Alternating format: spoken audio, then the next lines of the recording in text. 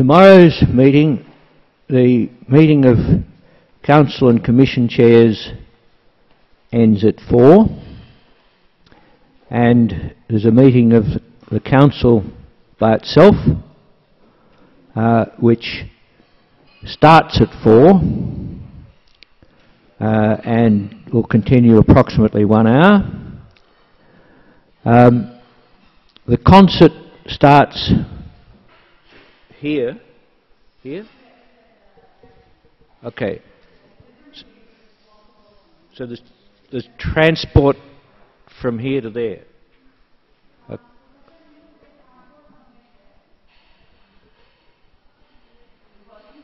Transport arrangements tomorrow evening to the concert. Microphone.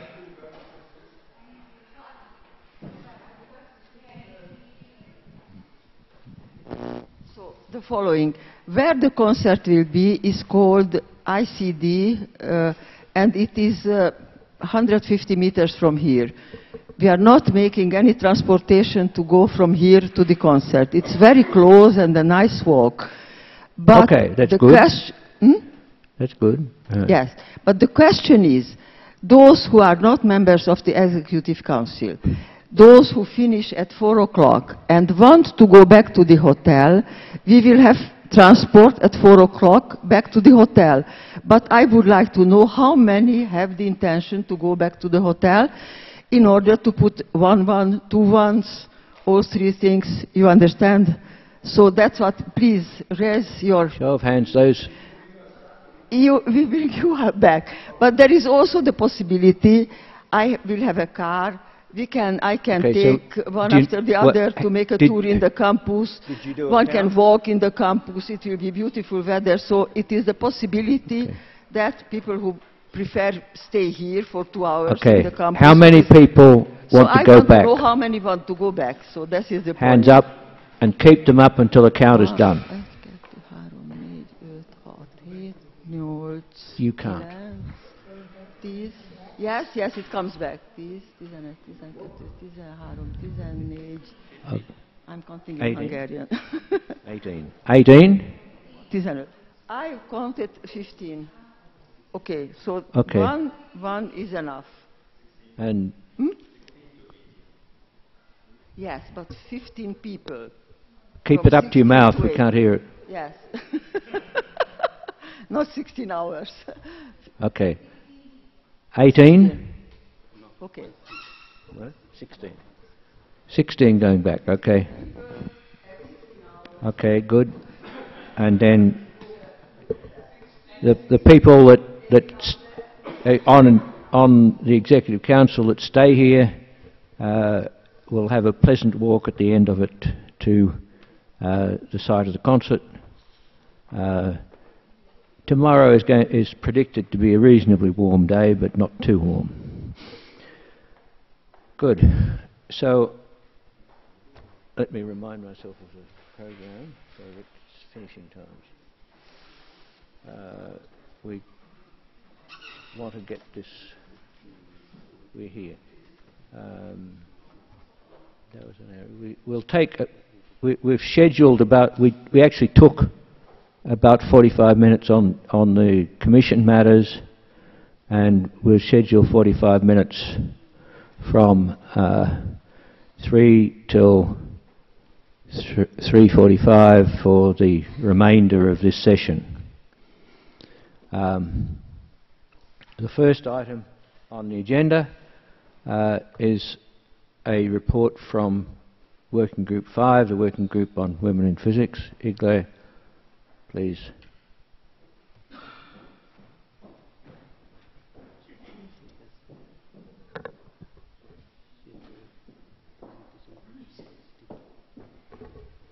It's loaded already. Can I project from here? Yeah. Right.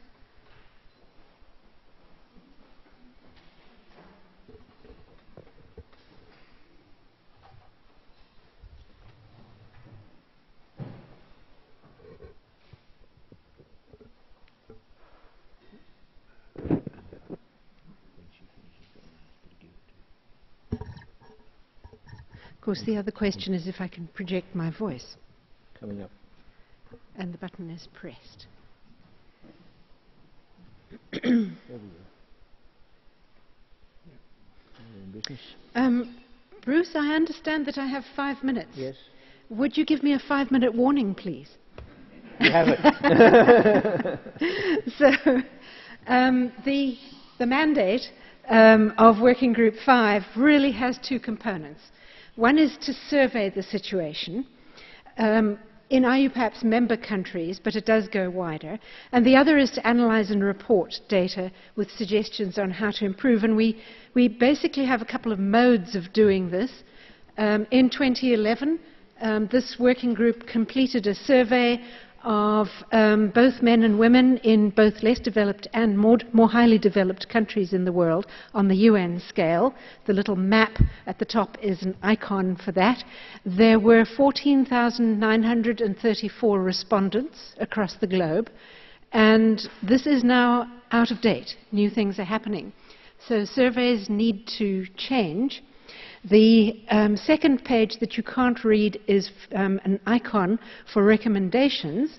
This working group is developing the Waterloo Charter for Women in Physics, which is essentially a document that makes recommendations on what has been tried and tested from the levels of policy to individual change and departmental environment. So one of the tools that's used for measurement and for making changes is a structure that involves Working Group 5 and a set of country teams from, in the 2017 case, 48 different countries. We meet in the same year as the General Assembly, and it's a very complicated conference, which I won't tell you about all the structures of right now. It this year had 212 participants. With the country team structure, you are limited to 5 people per country unless you sponsor someone else from a developing country. 49 travel grants, raised both by IUPAP through its grant and by Jackie Beeman-Keane of APS on behalf of the working group. Scientific papers, progress in countries, and workshops, and I just listed the workshops out of interest in terms of professional development, cultural bias, education, gender studies, and workplace improvement. These are vigorous workshops. They're 3 days in 2.5-hour blocks. The travel grants that the working group has awarded, there were 252 applications, and 98 people were actually both awarded and able to attend. And there's a little black border around this notice that visas were denied or delayed for people attending these meetings on several occasions, mostly Benin, Nigeria, and Iran. ICSU regional office has been useful, but we really need to solve these problems of the free circulation of scientists. We have set up liaison that's going nicely with C13 and C14. There was a symposium at ICPE with C13.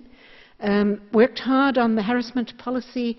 I would like to thank the president of IUPAP for nudging us continually, quite forcefully, on a number of issues, and we have commented on policy. We had an invitation to the United Nations. In 2016, we were the only physics representative there for IUPAP, Renee Horton and Jackie Beeman-Keane for the International Day of Women and Girls in Science, and we now propose the International Day of Women in Physics, 11th of February, the same day, when we will provide banners and material and so on. The Waterloo Charter, I'm not going to go through all this, but I've put this slide up to say that there are some guiding principles, including inclusivity, and how there are practices that often prevent the equal participation of women, and the importance of formal and informal action, both thought and action, and how evaluation of progress is important as well. And this is part of a one-page summary that was put together in July this year. Establishment of serious goals. Once again, thank you, Bruce and CC meetings. Criteria used for hiring, assignment, promotion and awards, exactly what we've been discussing here, and ending sexual harassment. And we do have quite a lot of writing available that this working group has put together. So I mentioned that we need a new survey, and we were prompted through Working Group 5 to apply for one of the ICSU collaborative projects. I'll be giving a separate report back on that. The gender gap, how to measure it and how to reduce it. The lead union is IMU, and that's Marie-Françoise Roy, who, to my delight, has the Legion of Honor Award, and through IUPAC, Mehan Chu in Taipei. And in looking back at these 3 years, I would like to give special thanks to Jackie Beeman-Keane of APS, who's been an absolute pillar of support, who knows how things operate, is a friend to women in physics, and a stunning fundraiser. Nicola Wilkin and Jess Wade, a graduate student, who organized the most recent Women in Physics conference in the UK, and Gillian Butcher, who's the vice chair. And I think there may be time for questions. There is time for questions, so if people have questions, comments, now's your opportunity.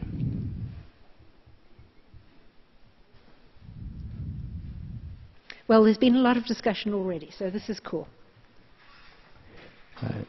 Opportunities for discussion in the corridors later then.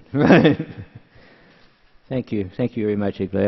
I do want to commend you on the amount of publicity you've been able to get for the conference. That it had very good coverage in Physics World and good coverage in Physics Today. I thought it was very, very well done. And the coup you had in one of your speakers was good.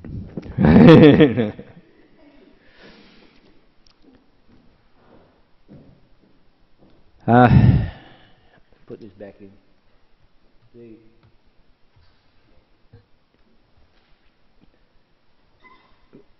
Working Group 5 usually gets a chance to do a verbal presentation at these meetings because they have something to say and something that we should be listening to. So I'm very pleased for that. We also have 3 other working groups that are selected because they're new working groups and we should hear about what they're doing. And while the chair of Working Group 13, Stephen Schlaminger, is unable to be here, he's just changed institutions and he feels it's rather rude to be leaving his new institution as soon as he gets there. Bill Phillips will give a brief summary of what they've been doing. Okay, thank you, Bruce. This will be very brief. So Working Group 13 was formed to, at the last General Assembly, was formed to help resolve the scandalous situation with the fundamental constant big G, the Newtonian gravitational constant. It is the worst known of all of the fundamental constants, and various measurements of it often disagree by many times their combined stated standard deviations. The best measurements claim to do about 2 parts in 10 to the 5th, but they often disagree by 10 or 20 times that, or actually 10 or 20 times larger uncertainties. And so the question is why? And we don't know, and Working Group 13 was formed to try to answer the question why and try to figure out how to do better. Why is this important? Well, if we don't understand how to measure small forces, there are all kinds of things that could have implications about that. So we'd better make sure that we understand what's going on in this kind of a precision measurement. So what has happened in the last 3 years is that an apparatus that had been used to measure big G at the BIPM, the International Bureau of Standards, was shipped to NIST in Gaithersburg, and a whole new team put it back together again and has been using it to measure big G. They are on the verge of producing a number for that. They've been doing everything blind, so they have no idea what they're measuring at the moment. They'll unblind the data, perhaps in a few weeks, and let us know how that measurement compared to the previous measurement done with exactly the same apparatus. Along these same lines, they have gotten an apparatus from Gila in Colorado that was used in a different way to measure big G. They're going to put that back together and use it to measure big G. So the idea is, what happens when a whole different team uses the same apparatus to measure big G, and we'll find out soon. Wait a moment, there may be questions.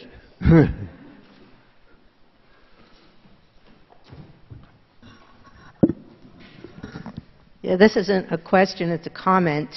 At our next international conference on general relativity and gravitation in 2019 in Spain, Working Group 13 will have its face-to-face meeting and will also organize one of the sessions. Oh, good. Thank you. That's good. Yeah, I have a question, Bill. There is a working group. What are their recommendations? Should we look for new alternatives to measure? What is the recommendation of this working group? Yeah, so the recommendations are essentially to study everything. So certainly part of it is new ideas, and that has gone to the point that the National Science Foundation held a workshop to try to elicit some new ideas, and so that's one of the things that has been encouraged by Working Group 13's existence. But the other thing is to find out, with the present methods, why are they discrepant? That is, there's only a few different ways. It's not a whole lot different from what Cavendish did. So that's part of the thing that's so frustrating, is that we're still measuring big G the way Cavendish did. Different people measuring using effectively Cavendish's technique are getting different answers. Why? That's an intolerable situation in the measurement business, and we're going to get to the bottom of it. Any other comments or questions? You read the report. They're suggesting that they expect the need to stay in existence for at least 2 more terms. So, if there are no more questions, move to ask Leah Merminger to talk. Best to talk up the front, I think.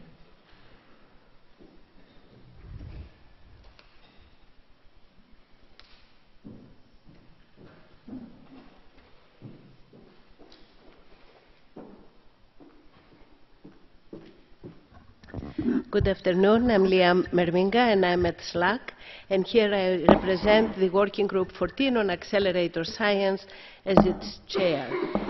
So Working Group 14 was created in 2015 in response to a resolution of the 28th General Assembly of IUPAC to form a new working group on accelerator science. So we've been in existence for roughly 2 years. The primary goal of our working group is to exchange information and views among the international scientific community on the field of accelerator science, and in particular, of course, theoretical and experimental aspects of accelerator and beam physics, and then the dissemination and improvement internationally of communication and scientific knowledge on particle accelerators through the sponsorship of professional meetings. It is on the future of accelerator facilities in support of different fields for science and society, And finally, the industrial, medical, energy production, and environmental applications of accelerators and their technologies. So up to now, our working group held 2 face-to-face meetings and several telephone meetings, and we are scheduled to have a 3rd meeting at PSI in November. One of the first things that was debated and unanimously agreed among all of us is that an important element of our mission is to promote accelerator science as a distinct discipline, scientific discipline in its own right, and specifically to encourage R&D and publications. And we feel part of the issue in our field, the publications culture is not very strong. And we feel that there is a lack of international prizes and so on due to the fact that our publications culture is not strong. And so we'll come back to this topic again. Another thing we did up to now is we reviewed the initial membership of our working group and determined that there were certain regions and disciplines that were underrepresented, and this included the Southern Hemisphere altogether, South America, Africa, Australia, New Zealand, and fields such as industry and so on, energy, radioisotope production. Since our first meeting, we have augmented our membership with a member from ITHEMBA labs in South Africa, Russia, and a member from the Brazilian synchrotron light source. And we have decided that Sesame will represent collectively the Middle Eastern region, and also we are going to extend invitations to chairs of working groups on energy in particular as associate members to Working Group 14 in order to enhance the connection with some of the other fields. And Alinka and I are going to talk about how to connect with C12 because, of course, nuclear science and accelerators have a lot in common. Okay, another topic we debated was, do we want to stay a working group and for how long, or to become a commission? When is the right time frame? We decided that for the time being, we want to stay as a working group because we like the flexibility that, in terms of the number of representatives from each country that allows us. We have more than one from several regions, countries right now. And we also decided we will revisit the subject before the 2019, at that time frame, and we'll bring it, we propose a resolution for consideration to the 2020 General Assembly. Okay. Then another thing we did was to identify connections with other working groups and commissions, and I will not go into great details. You can find in the report specific steps we're taking to connect with them. In particular, of course, ICFA, Working Group 1, where we have a lot in common, but also we need to delineate the different mission, if you like, of the two working groups more clearly. Working Group 7, the International Committee on Ultra-High Intensity Lasers is another one, and Chris Barty is a member of our working group. C12 I mentioned, and C16 plasma physics, no action yet, we'll come back to it. And then an important topic for us, and the last topic I'll cover today, has to do with the International Particle Accelerator Conferences and Working Group 14. So, we discussed extensively the connection between the two, and we concluded that the IPAC conferences should be IUPAC-sponsored conferences and become truly international conferences. And in fact, the 2017 IPAC conference, which took place in Copenhagen, was sponsored by IUPAC at the recommendation of C11. And we want this to be the norm. The issue, however, is the IPA conferences are organized in 3 regions of the world, in the Americas, Asia, and New Zealand, and Europe, and Russia. But the Americas conference is not organized, does not follow the same rules as the other 2 conferences. And so we need to understand the memorandum of understanding of how these conferences are organized around the world, and then try to change the way the American IPAC is organized in a way that is consistent with the conferences in the other 2 regions, and all to be consistent and truly international. And then we'll be able to propose that they become IUPAC sponsored, this whole series. This is quite a major endeavor. It has some political ramifications back in the US, but we believe as Working Group 14 that's something we need to take on. We have established a subcommittee to read and understand the MOU, connect with the organizing committee of the particle accelerator conferences, and begin the discussions. So, as I said, our future activities, our next meeting is at PSI in November, where we get to also visit their facilities there, their accelerator facilities.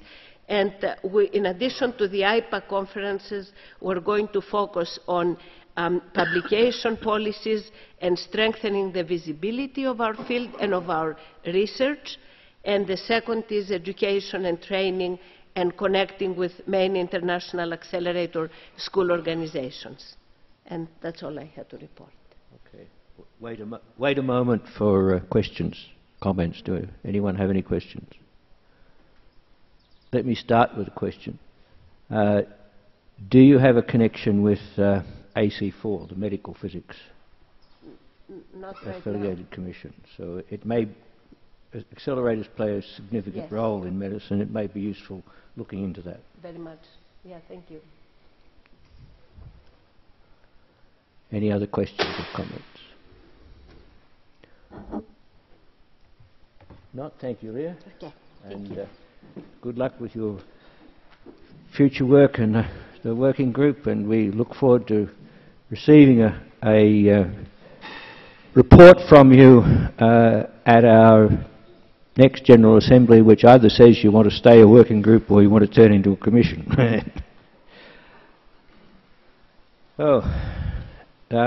Working Group 15, or more precisely Interim Working Group 15, is our latest working group. It was set up for a variety of reasons I won't go into, rather late, but they worked very hard to produce a quick report, but a sensible report, which you have in front of you, and Michael will present the report.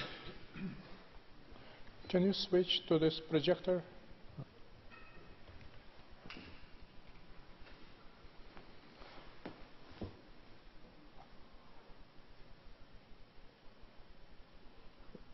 Okay. Thank you. Thank you very much. So, as mentioned, our interim working group was started in the spring. The Council approved setting it up. I was appointed the chair, and we had a mandate to advise IUPAC on how it should be cover activities of soft matter physicists, either by establishing a working group or a commission. And what is the mandate of this new body, the commission working group, and then propose initial members of the commission working group. So we quickly set up this interim working group of me plus 6 members, 2 from Europe, from Germany and UK, 2 from US, and 1 from Japan and 1 from India. And the goal was to look at the activities of soft matter in all over the world, to different regions, and to see what would be the best solution for physicists in those regions, what kind of activity would be most useful, most important. And so first I want to briefly mention what is soft matter, as most of you may not know. This is a study of complex fluids and solids, such as polymers, colloids, liquid crystals, membranes, and with multiple intermediate length scales, where, among many other things, biology lives. And the soft matter physicists like to discover general universal laws, to uncover behavior of these diverse materials on multiple length scales, and it will allow us not only explain how biology works from physics point of view, but design new building blocks that self-assemble into novel structures.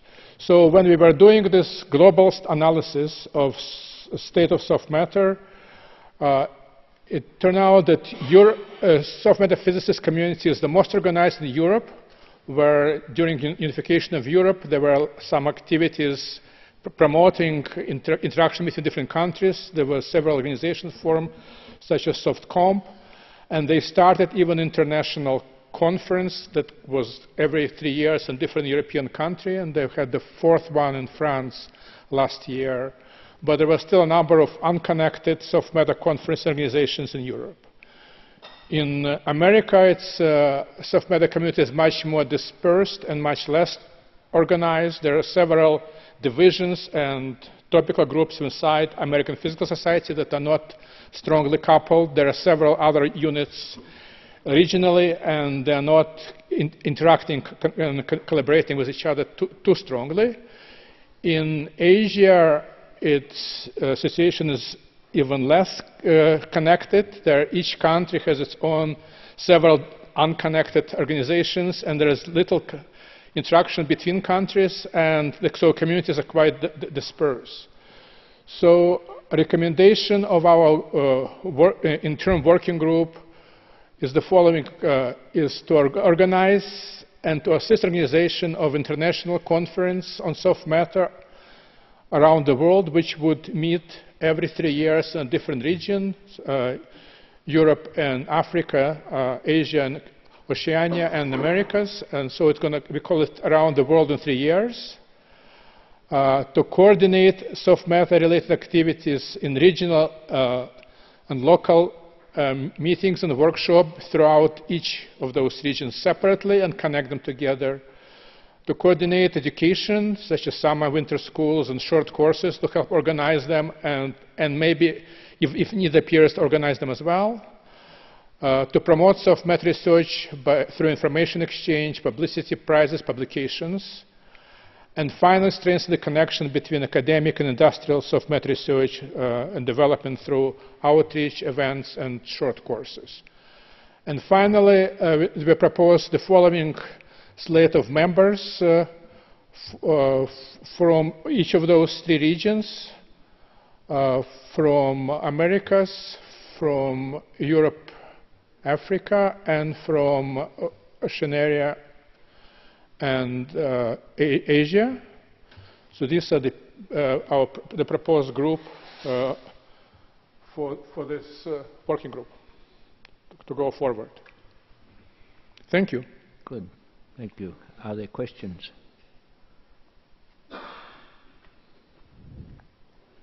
It seems to me that from the description you've given of soft matter physics that there is a very significant amount of overlap with chemistry in what you do. I know the answer to the question if I look it up and count, but approximately how many of the people that you have on this slide in front of us live in chemistry departments? Let's see. From this part, one person from Canada, she's in chemistry department. All other are in physics.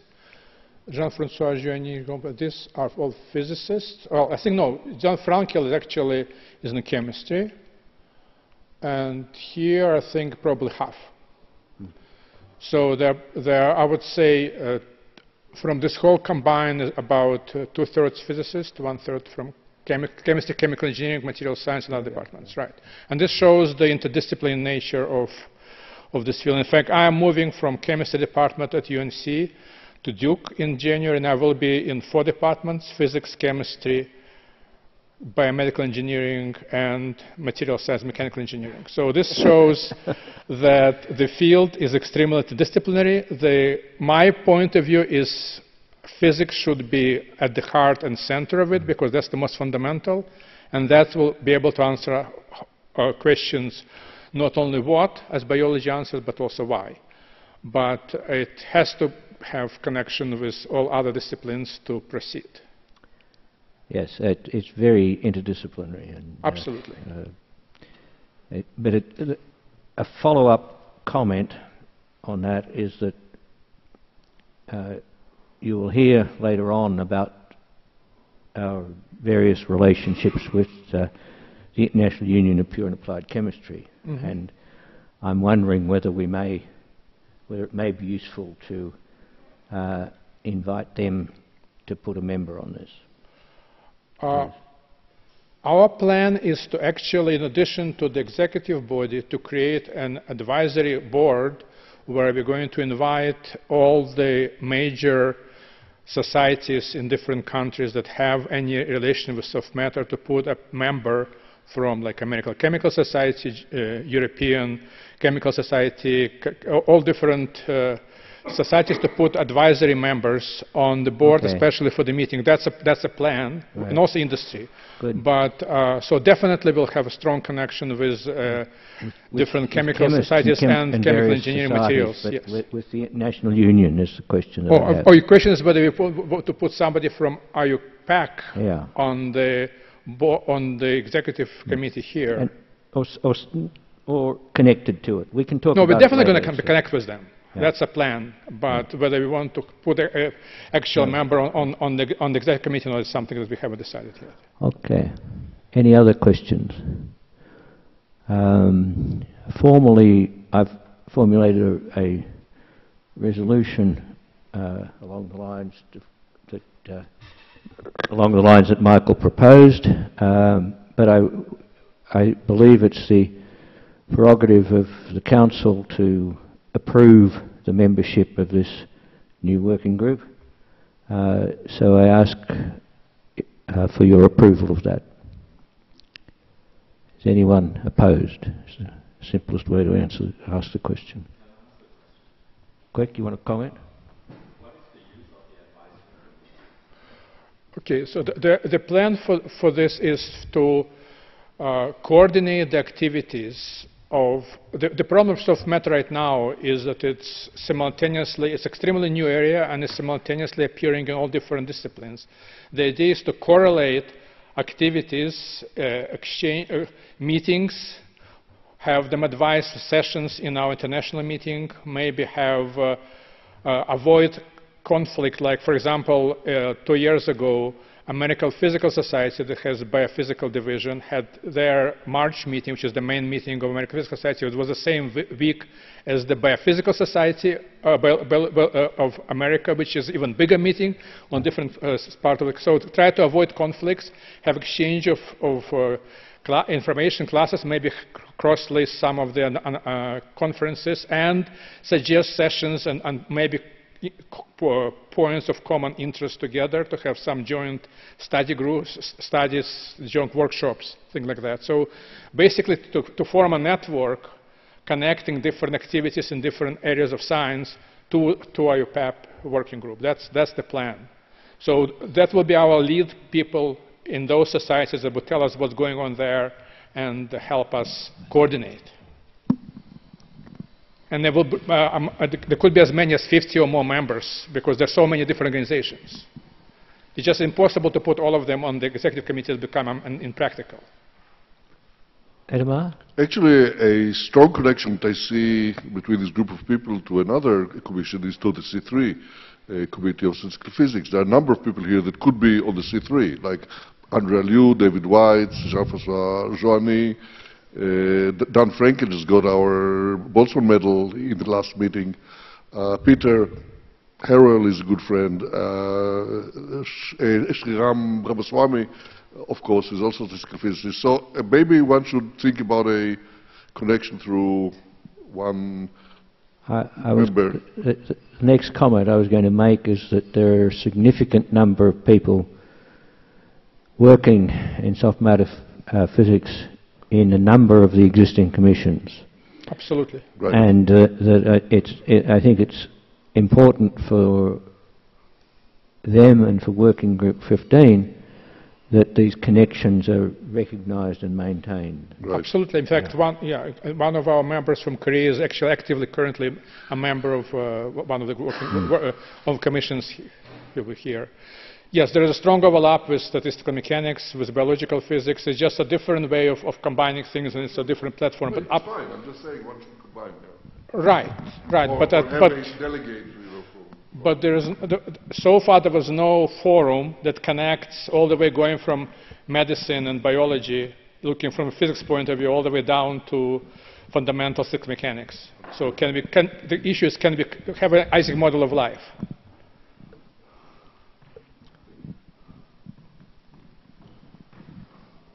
John. But just echoing Bruce's point, if you look at the commissions, you've got C3 statistical physics, C6 biological physics, and C10 structure and dynamics of condensed matter, where I imagine there's a lot of interest in this topic.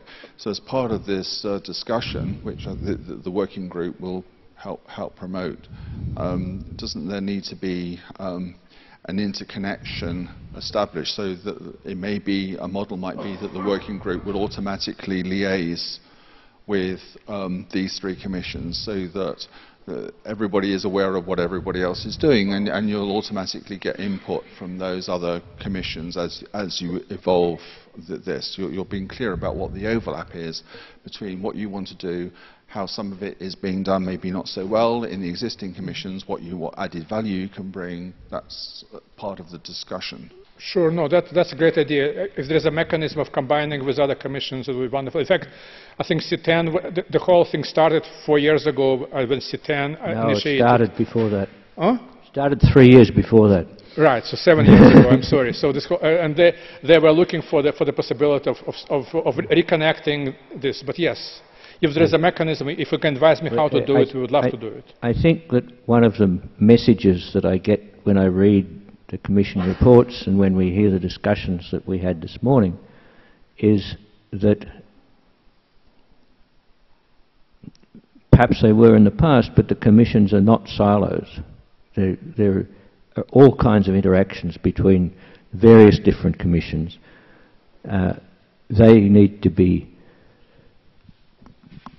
recognised and enhanced so that the commissions are more and more talking to one another. And on the list that John gave, I think it may be useful to you to also think about C20, the computational physics. It would be wonderful if there is a format, yes. There may well be more if you just do a bit of scratching as well. Right. But keep everybody in touch with what you're doing and see whether anyone bites now and again. Yeah, let's make it work. Good. Okay. So, Michael, thank you. Thank you. We've agreed to that membership, and we'll endorse those resolutions as they come forward. Where are we at next? So, if we can come back up to my computer here. Are we on?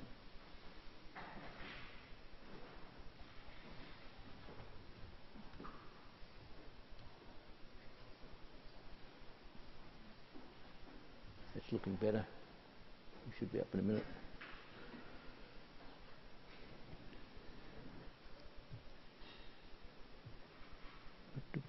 Yep, there we are. Okay. Good.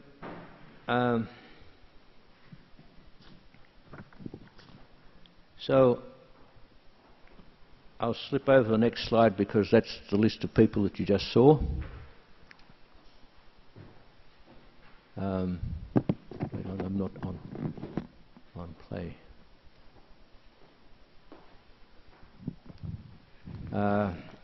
And the final matter is, does anyone have any other questions of chairs of either commissions or working groups that jumped out when they read the report and they would like to ask about them?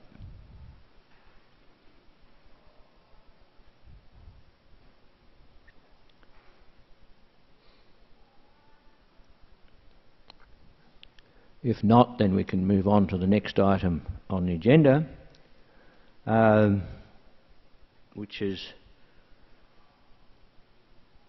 the conferences proposed for sponsorship. But the next item on the agenda that I'm looking at says tea break.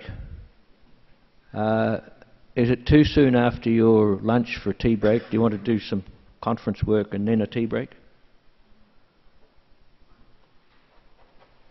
Johnny, which way do you want it? You're in the hot seat, you decide. Either way, I'm fine. If he decides to go for this item, he should be prepared to stay a bit longer. Right. So if we start this item now, you would anticipate the tea break at about 4:40, 4:50.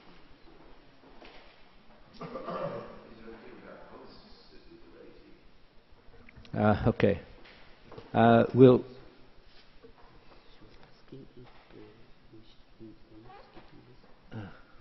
Oh, I put that in. Thank you for a reminder. I was sliding by this. I haven't done this yet. The one that I was looking at was there is one more matter. In fact, two more matters. One of which is on the agenda. We have a proposal to set up a new working group on industrial physics. And you can see the details of that in terms of the resolution that we put forward. We believe that it's important that IUPAP connect with physicists working in industry, much better than it has in the past.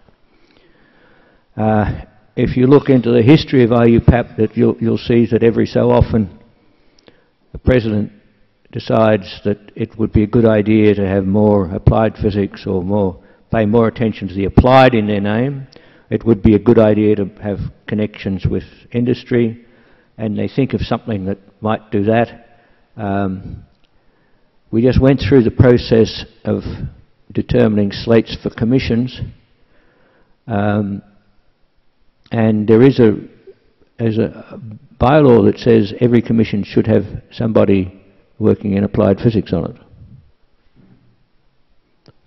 I am not sure how many commissions have such a person, but and in fact we didn't even look in the nomination subcommittee to check on that, to the extent to which that's upheld. So there are a number of things that could be done, and what we've done is to suggest that there should be a new working group on industrial physics to connect with physicists working in industry. In fact, most of the people that get physics degrees work in industry. The group that we draw ourselves from, the academic and research area of physics, is a small fraction of the world of physicists. So we have a proposal for you.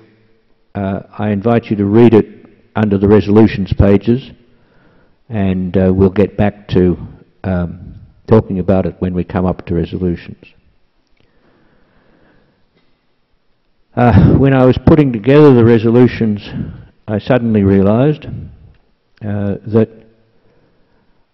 at our meeting in last October, we also discussed and thought it was a good idea to establish a working group on the centenary of IUPAP, to start working towards the way we're going to celebrate our centenary. I still have to formulate a resolution that would put that forward, but I do intend to have it on the list of resolutions that you see tomorrow afternoon when we look at them. So that there's another matter here, a working group on the IUPAP centenary. One interesting question is, which centenary do we mean? IUPAP was actually created in 1922, but the first General Assembly of IUPAP was in 1923. So that if we're having fun, we could celebrate two centenaries.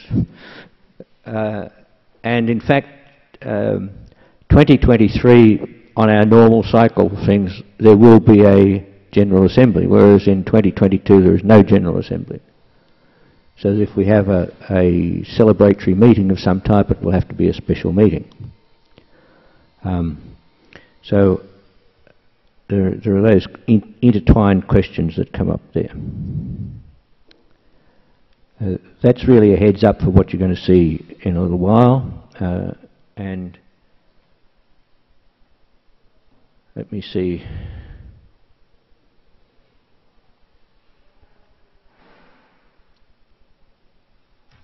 I think it would be advisable to take out, if it's possible, if it fits with the arrangements outside, to take our tea break at this stage, but make it a short tea break so that we can adjourn the meeting when we plan.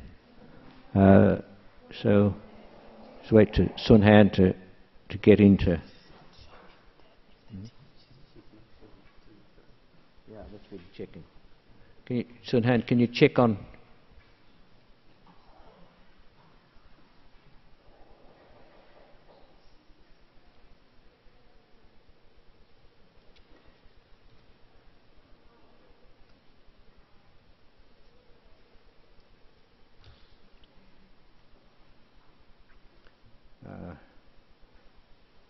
I'll move on getting this.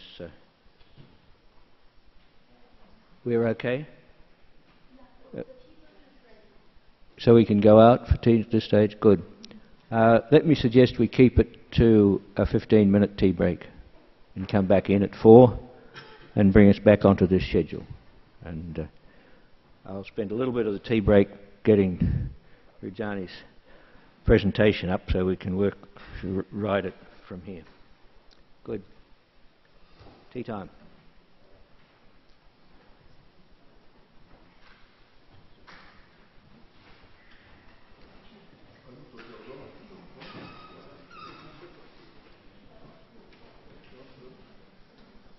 Here you go. Sit here.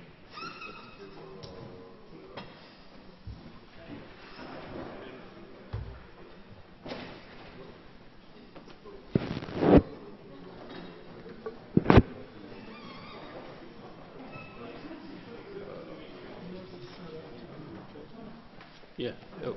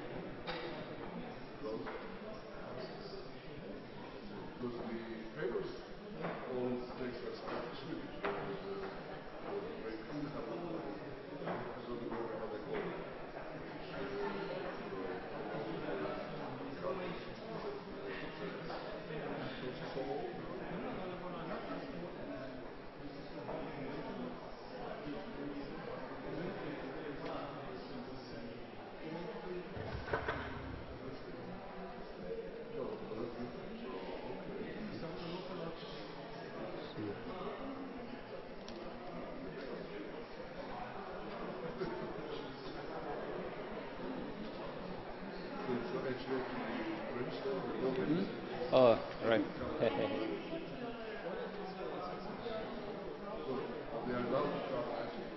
Okay. No, no.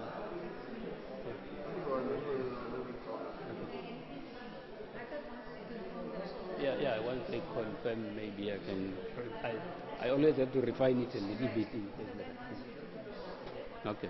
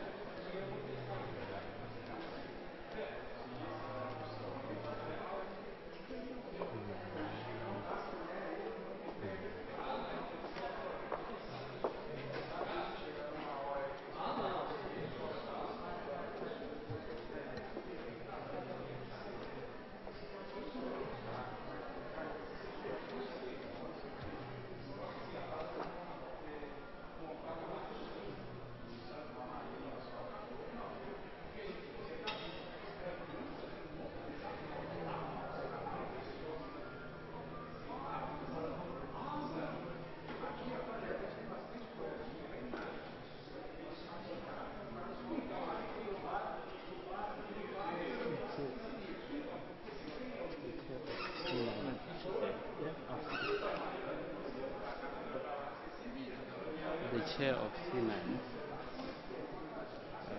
says he has just realized that one of the conferences was not captured on the list. It is not an instruction. It's not example that the organizers have submitted it. He himself didn't get confirmation that it was submitted. I sent him an email to ask him to prioritize the check. He did respond to me. He didn't. So he's trying to check with the organizers if they submitted the format. But it is not on. I don't think it's in the system. Check it.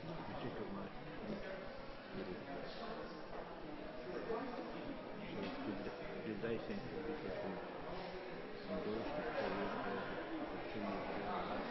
it is automatic. It is automatic? Because the state said again and again that they had to apply for it. I thought I would go through maybe I should just talk about it.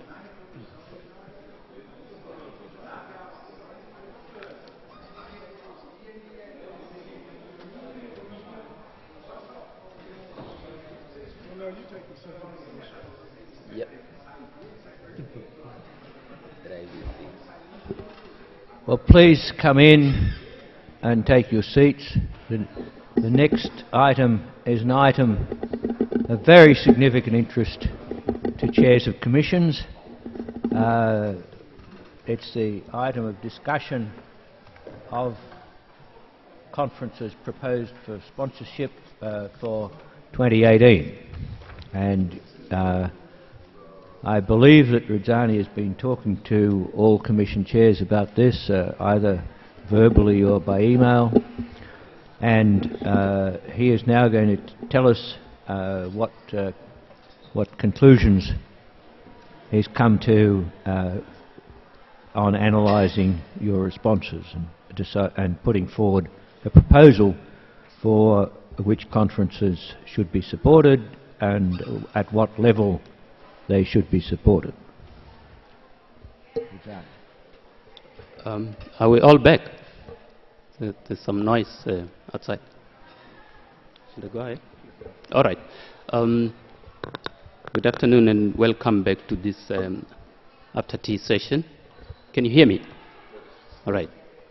Now the item is about the proposed conferences, and every time I do this presentation I like to emphasize that the historic mission of the IUPEP has been to enhance physics through organization and sponsorship of most appropriate conferences and ensuring that all physicists had free access to these meetings.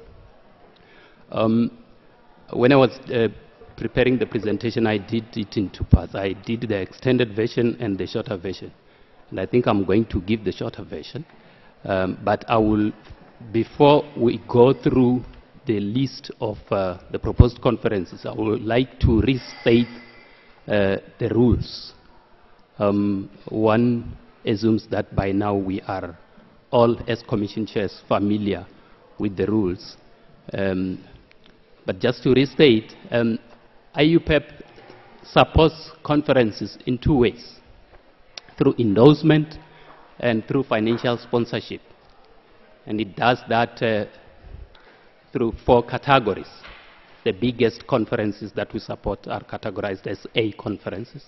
Then we have the Bs, and then the Cs, and then the Ds. And a few years ago, we introduced a flexible mechanism to endorse conferences without them having to wait for the window of opportunity to apply. So the endorsement mechanism is open to be facilitated at any given moment. There is no deadline for that.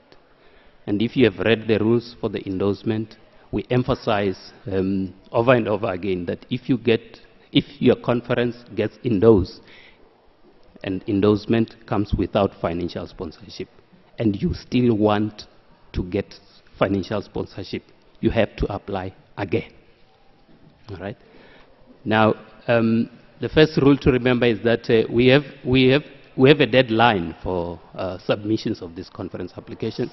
It is the 1st of June. So all conferences that are going to be held any time in 2018, for example, must be submitted. The applications must be submitted on or before the 1st of June of 2017. We have been fairly flexible, but that is the deadline. Right. And after conferences are submitted, you will receive an avalanche of emails from me before then, reminding you that you must talk to your conference organizers within your commissions to please not miss the deadline. Once we have captured all the applications, I will then send you emails as chairs of commission, because every conference application that we capture on the database, you must get an alert, an email alert as the chair of the commission that a conference has been submitted under your commission. So when all is working well, you are supposed to know of all conferences that have been captured by us on our database in your commission. But we still double check, because every now and then we do have glitches. And after that, the other deadline to remember is the deadline of the 31st of August. I then send emails to ask you as commission chairs to assist us to prioritize your conferences, so that when we do this balancing act that we are going to do now, it is not a prolonged exercise. Now, after going through all that, okay, we compile the whole spreadsheet, which I think has been availed to you, and then I condense them, and I'm going to now take you through all of them. We sit and go through those, and applying the rules, we make recommendations that we are going to present now. Just to remember, the type A's are the biggest conferences. Those are the conferences that normally are attended by any number between 750 and 1,000 people. And they basically provide a broader view of the entire field of the commission in accordance with the name tag of the commission. Then you have type B's, alternatively called topical category, and those will draw anything between 300 and 600 attendees, and they usually concentrate on a broad subfield, for example, heavy ion physics. And then you have the smaller ones, the type C conferences. These are smaller meetings, and the guiding figure there is anything between 50 and 200 attendees, and they concentrate on specialized topics. And then you have a special category D, which was introduced specifically to meet the needs of developing regions. Those are facilitated by the dedicated commission, number 13. Every now and then, under your specific commission, you may have people wanting to submit type D conferences. In that case, we do refer them to commission number 13. We don't have that often, but we have dealt with that in the past.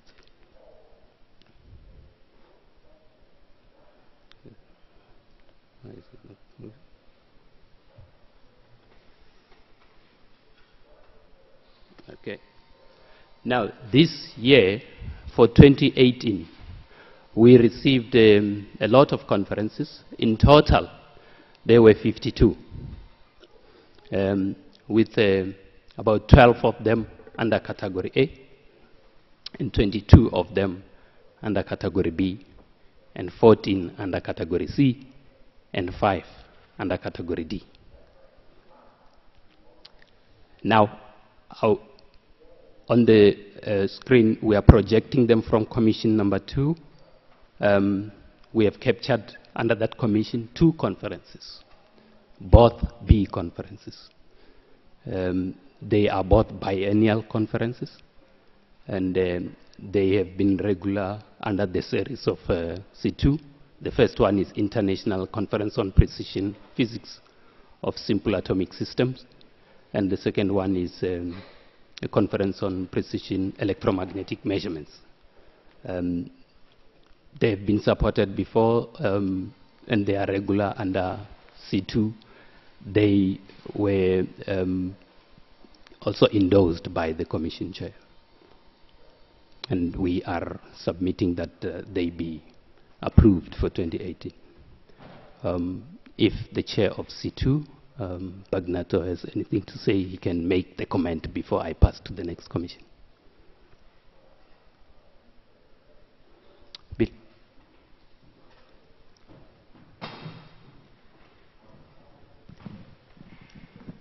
So since Vanderlei isn't here, I'll pass along the comments for C2.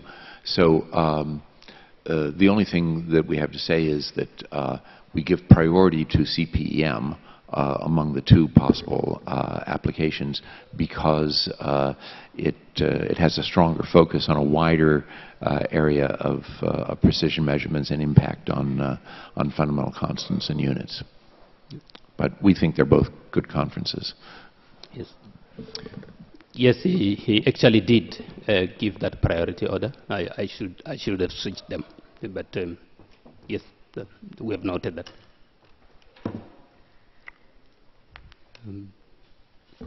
If there's no other comment, I'll pass to C3, statistical physics. We have under this commission a total of 6 conferences, but most of them are under the C category.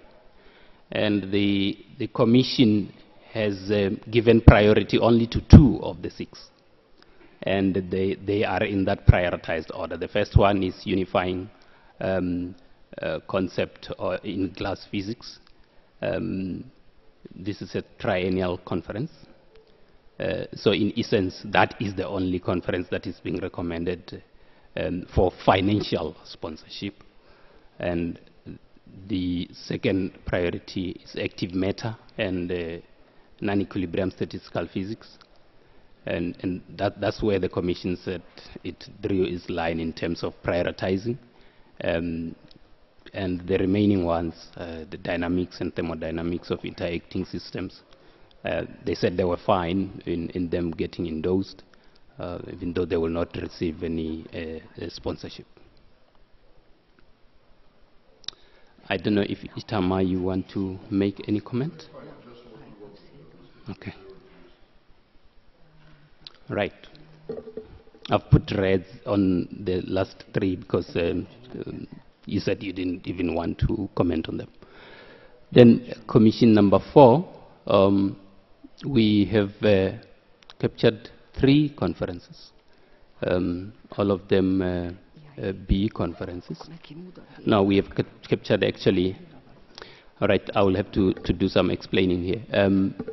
Throughout the slides, you will see that there will be others that are appearing in purple color. Those are the conferences that are being recommended for endorsement. And so we are having that case here in C4. The COSPA Scientific Assembly, for a reason that we still don't understand, was captured under C16.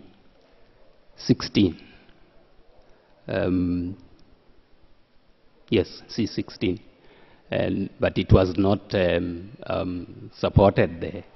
But in their priority correspondence, Commission 4, which is where this conference is relevant in terms of the topic it covers, said it was recommending it for endorsement. But it gave priority to the top 3 B conferences, namely the 20th International Conference on Very High Cosmic Ray Interactions. That has been funded before. Its frequency is once every 2 years. The second one is the 12th International Conference on Identification of Dark Matter. It has also been funded before. And then you have the 8th International Conference on Very Large Volume Neutrino Telescopes. This has not been funded before. It is the first time it is appearing, but it is recommended. The Chair of C4, any comments?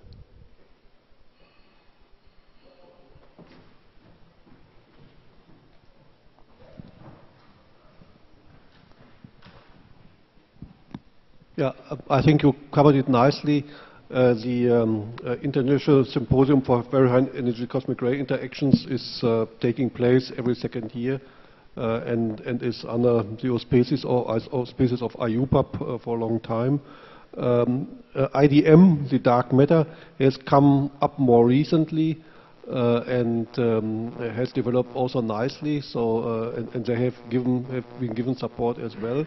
And the International Symposium for Very Large Volume Neutrino Telescopes applies for the first time. That is also the 8th International Symposium on this topic, but they apply for the first time. It's taking place in Russia next year, and we found this an important conference for the field.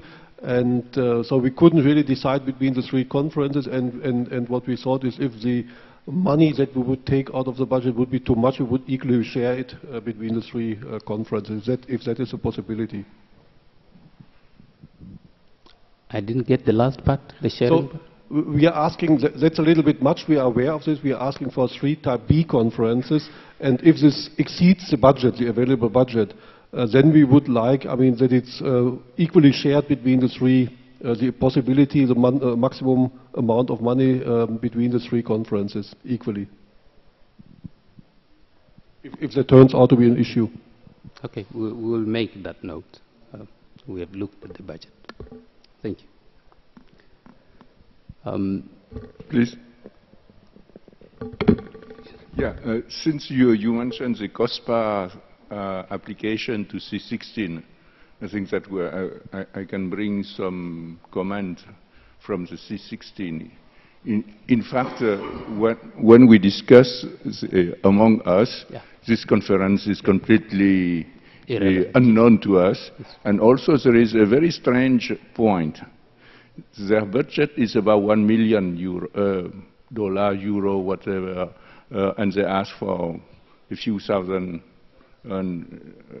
as part of the sponsor, and we compute that it is just sufficient that they increase by 2 or 3 their participants to cover the amount requested. So yes, we really do not recommend this conference as part of the C16. Yes, that's the comment we were going to make under C16, and that is the reason why we have captured COSPA here in purple. If they go through as purple, they're not going to get financial sponsorship, but they will get endorsement under the commission that is relevant to them, which is C4. Exactly. So that's why we gave endorsement. I mean, for the same reason we didn't want to give money to that, which you covered it nicely. But it's a serious conference, and therefore we thought we give endorsement only. Okay, I would like to proceed to C5. Yeah. C5, we have this year captured, that's the Commission on Low Temperature Physics. We have captured only one conference, a B, which is part of the C5 series. It has been funded several times before. It happens every other year, except the year of the Low Temperature Physics Conference, if I'm correct, John. And that means it happens twice every 3 years, right? Yes, and that's the only conference, and we are recommending it for support, as did the chair of the commission. I don't think you have any comment. Okay. Then we have C6. We have captured under C6 SC conference, Asian Biophysics Association Symposium. The chair of C6 has raised an issue that this is, in essence, a regional conference, and it has not been funded before. It is not on the C6 series, so it did not get thumbs up by the Commission. It was submitted as a SSC category, which means in essence it was asking simply for endorsement. The C6 chair, is she here? No. Aihua. Do you want to make any comment on the Asian biophysics? Wait for the microphone, please.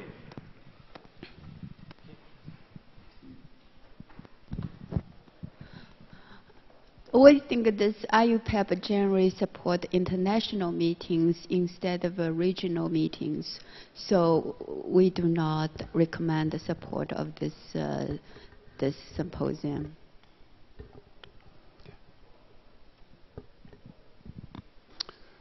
Right. So when I was just doing a quick review on the rules, that is one of the requirements that a conference should comply with. We support conferences that are international in character, especially the big meetings. They must circulate around regions, and we are going to have that situation in one of the commissions later on. All right, so that's why we have highlighted the C6 there, the C in red. Any alternative view before I pass? We don't have C7, we have C8, Commission on Semiconductor Physics.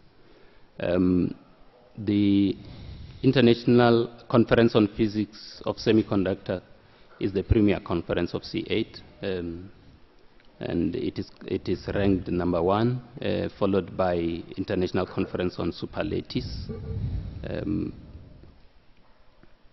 They have both been supported before. Their first one is recommended, and so is the second one. Mike is not here. Yes. You need to put your hand up. Hi, thank you. I'm substituting for Mike Tuold. The main conference at C8 is ICPS, and this time it will be held in France, Montpellier, and the other two below are satellites of this conference. And since 2008, when the conference was in Rio, Brazil, there is a public session on Sunday just before the conference starts, which is called Nobel Symposium, and there are 3 or 4 Nobel Prizes that come and give public lectures. It's an outreach activity, but the participants also like, so it's very successful. It's been going on for 10 years already. That's it. Thank you. Thank you. So there are no issues there. The 2 of them are being recommended. Then we come to C9. Under C9, we have 2 conferences, as you can see: International Colloquium on Magnetic Films and Surfaces, and then the European School on Magnetism, both of which were recommended also by the chair. We have just been alerted of the situation here that the chair thought there was another conference, which is a big conference, the A-type.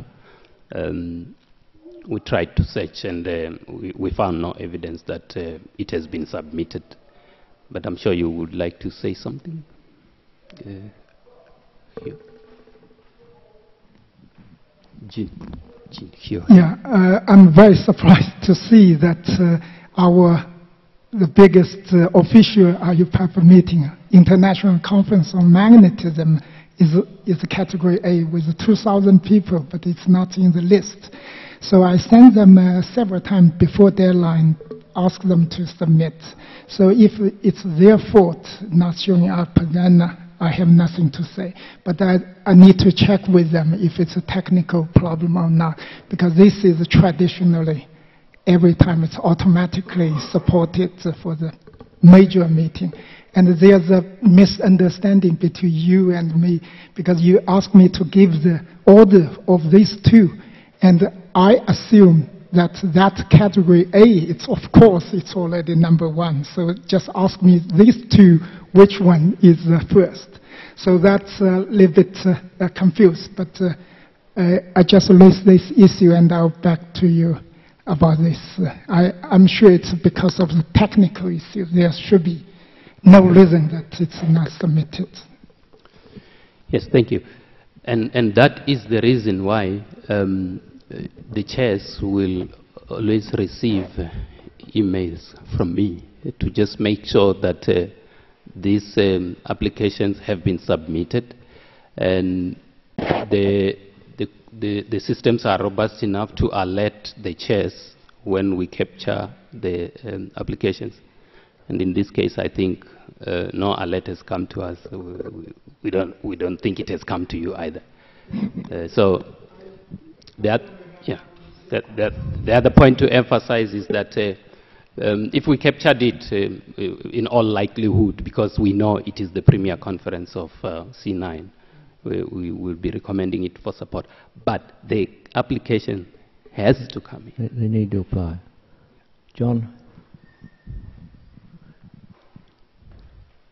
Oh.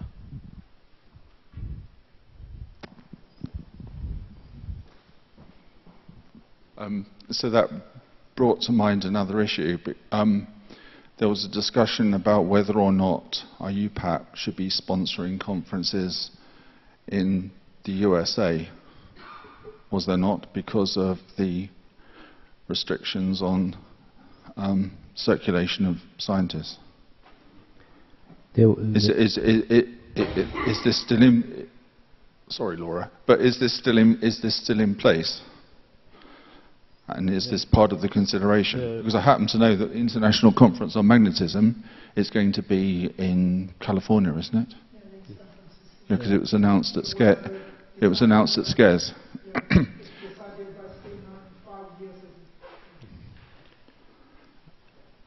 There was So where do certainly you stand some on that? concern about whether we would do that. But that is a matter for this meeting of council.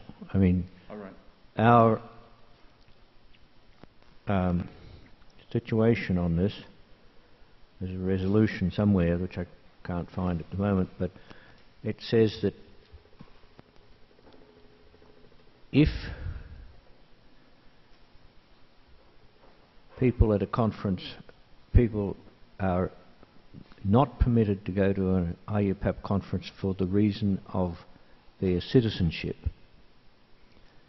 then subsequent conferences in that place will not be supported.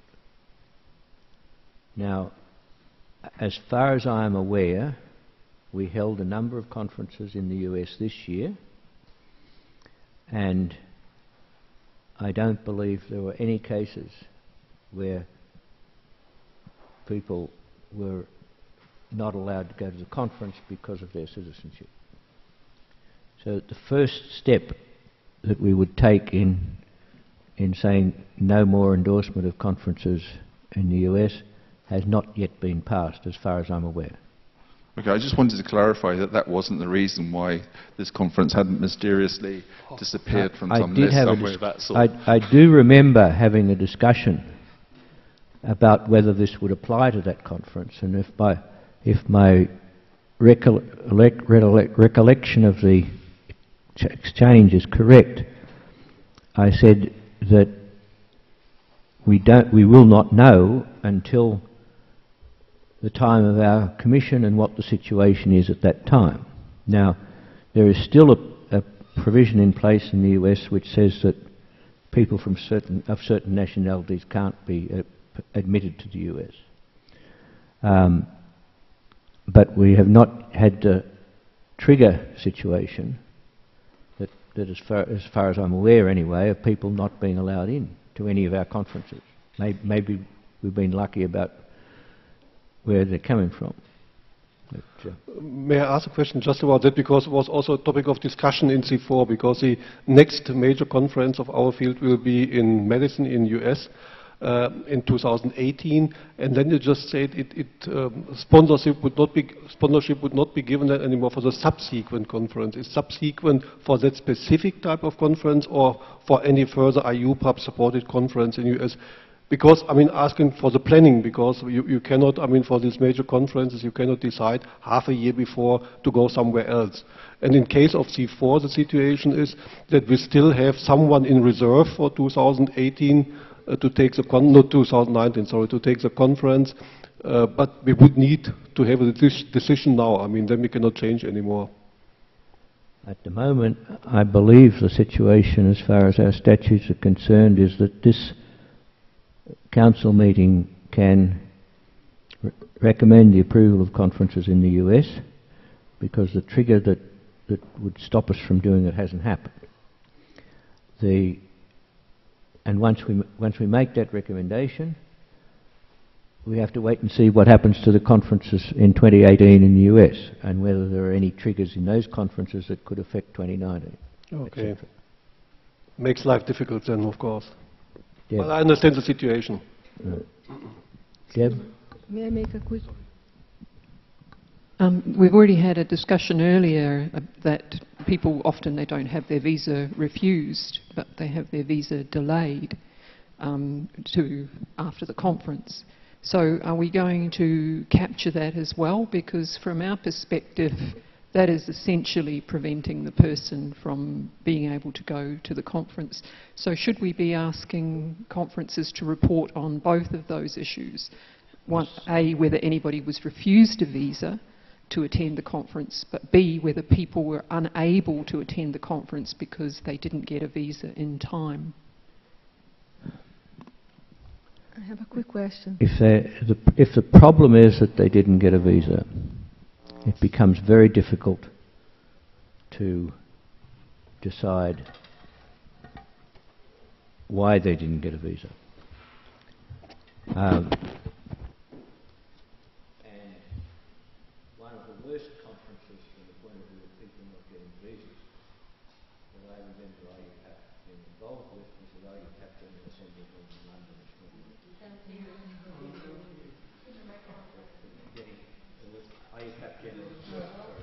Forgot to turn that on.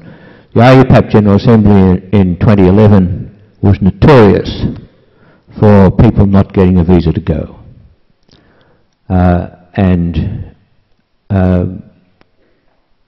The analysis was that people did not apply in time. The ICSA, of course, has similar rules to us, not quite so rigid as ours.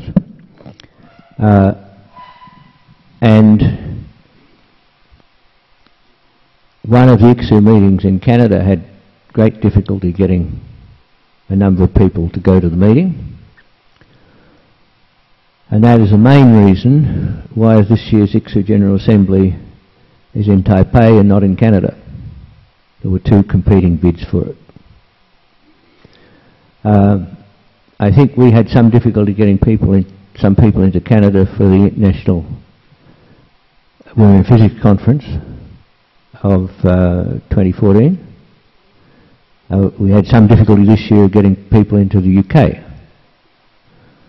So there are quite a number of countries that are on the borderline as far as this visa question is concerned. And we do need to think about whether we'll support conferences going there or not. But the situation where people are refused entry on the basis of their citizenship is one where it's black and white. I do not believe that this council has any wriggle room in allowing conferences to go to those countries when we have evidence that people have been refused entry because of their citizenship to a previous conference in that country.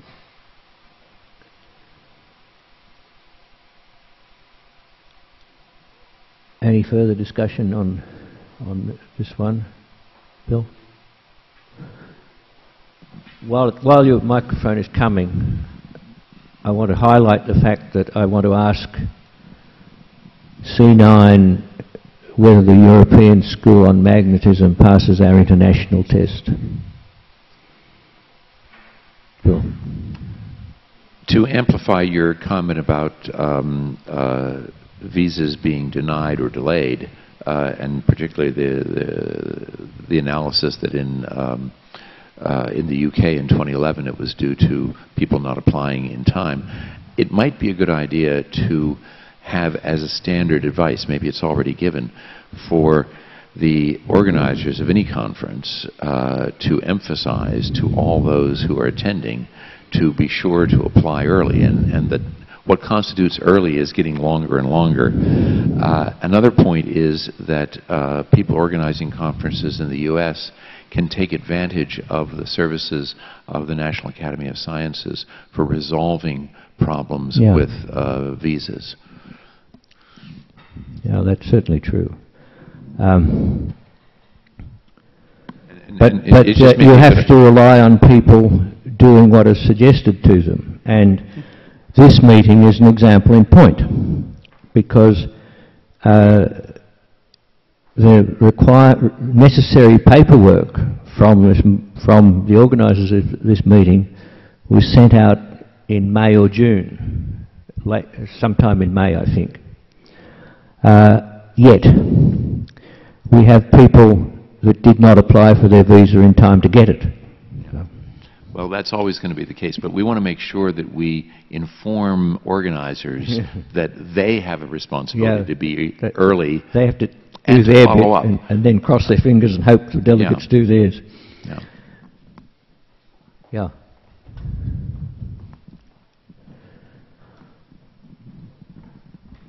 Yeah, so this European School on Magnetism, actually the sites are always in Europe, but it's international. A lot of participants from all over the world. So that's in that sense, we think this is international. Has it ever met in a country that's outside Europe? No, this site, as I said, it's always in Europe, but it doesn't qualify. Our definition of international conference is that it moves from region to region in the world, not just from nation to nation. But then you look at this Latin American symposium.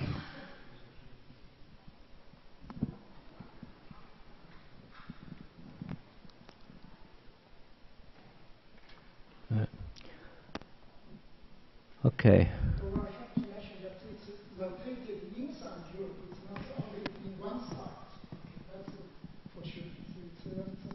Oh, I'd have to look up the conference policies. They're not in here, they're in on the website, but I believe it says it has to go from region to region around the world, not just from country to country.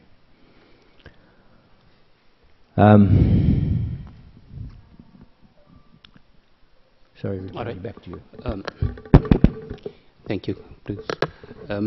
Yeah, I just want to reiterate the point that the C9 conference that we were discussing did not disappear because we applied any consideration with regard to what is going on in the United States. We are recommending conferences here, some of which are also going to be held in the United States next year. Commission number 10, we captured 4 conferences, an A, no, 3, 2 A's and a B. In accordance with the recommendations and the priorities of the Commission, the first conference, their big conference, is the 12th International Conference on Materials and Mechanisms of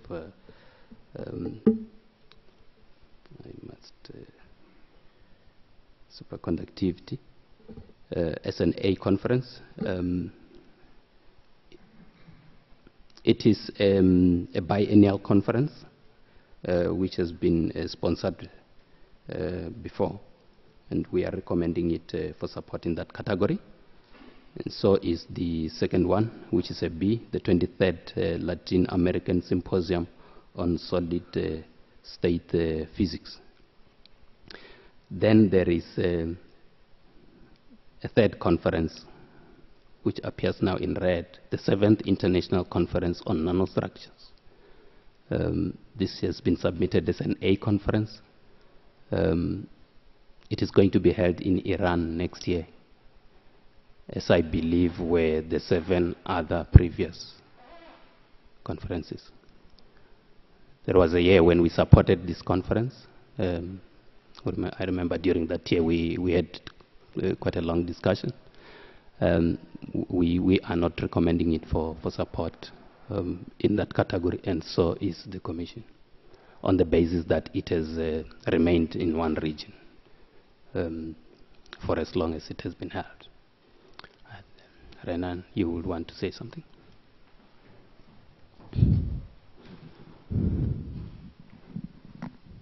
Yes, this is C10 chair.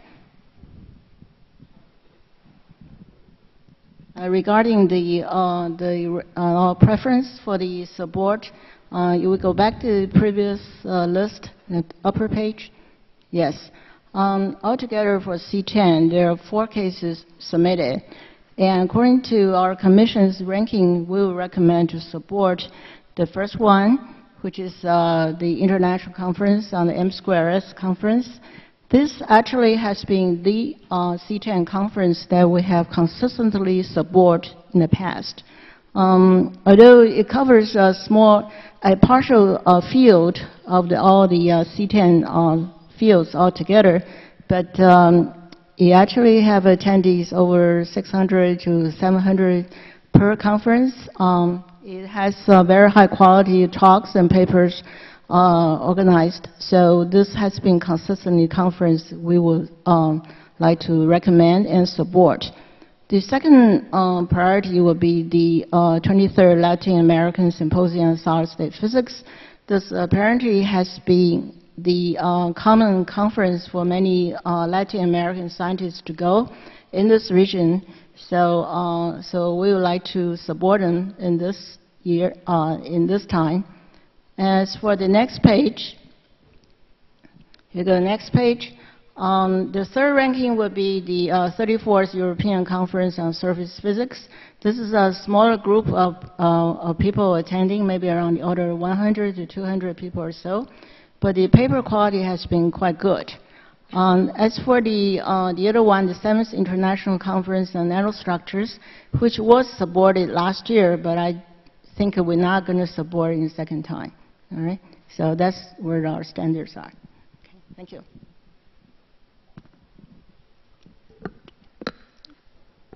Okay. Yes, so the recommendation is that the ICN 2018 is dropped. It's an A conference.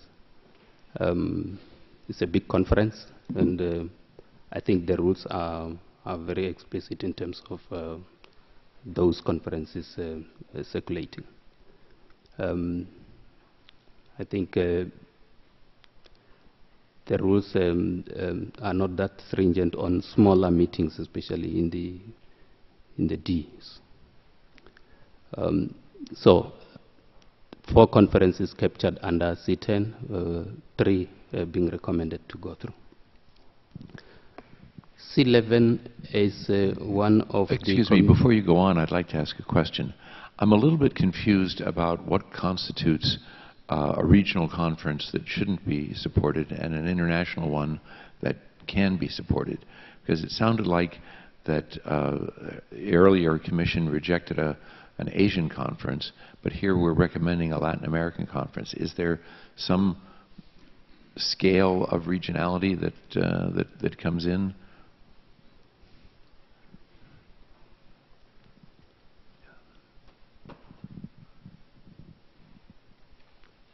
Yeah. The thing that we have down on our website says only international conferences are sponsored. Such conferences have an international scientific advisory committee and move among different countries and continents. Participation should be genuinely international and not constitute effectively a national or regional conference to which a few physicists from the outside are invited. A Category D conference is exempt from that rule.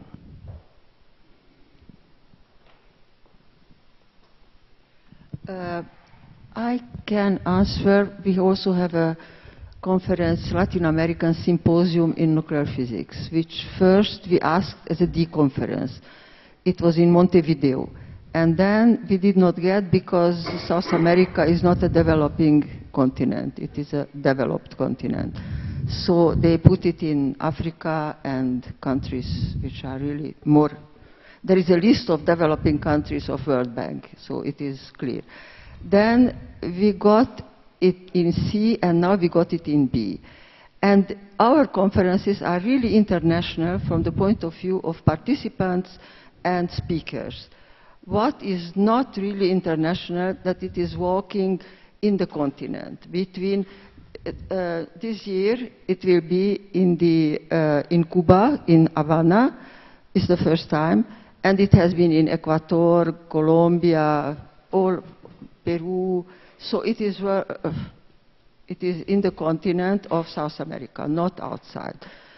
We argued to get it that it is very important because we are a continent where the all physical activity has less support, and we are kind of isolated. We are very far from the really big centers.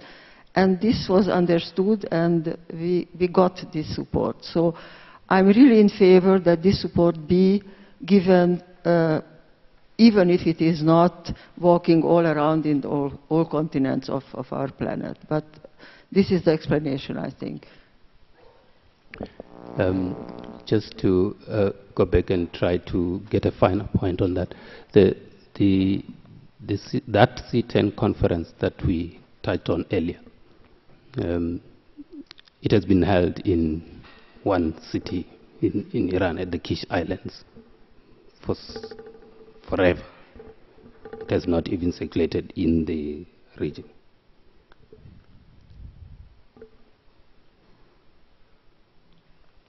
Any other comment? I'm now confused. Now, what is the situation with the European Conference on Survey Science? Does this be conform with IUPAC rules or not?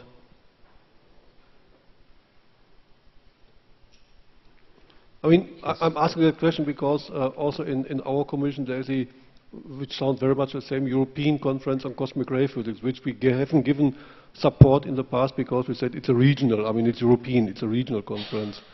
Even though it's also international attendance, but the location is typically in Europe, in different countries.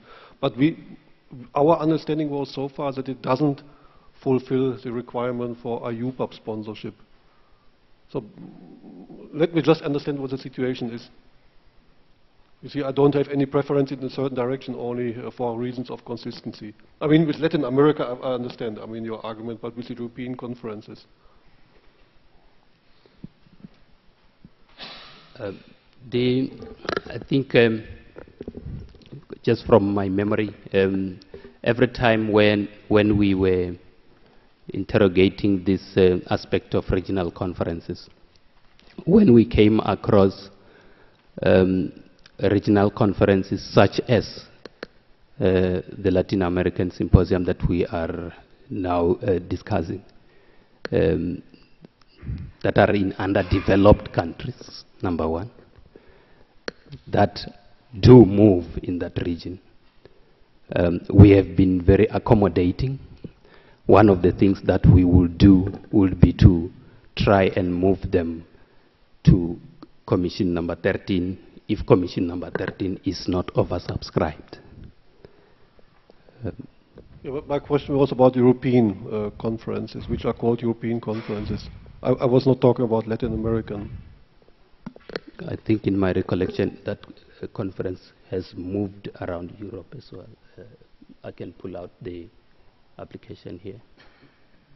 You see, I'm only asking for consistent treatment. Whatever it will be.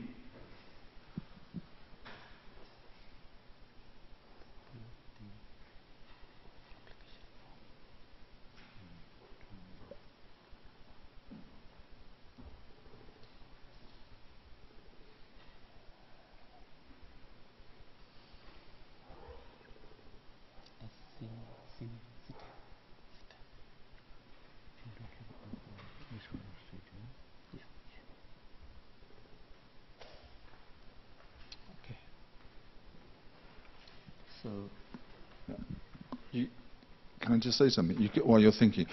You could ask the question. You could ask the question. If you look at the continent of South America, is it the case that not all of the countries in South America come under the World Bank definition of developed countries?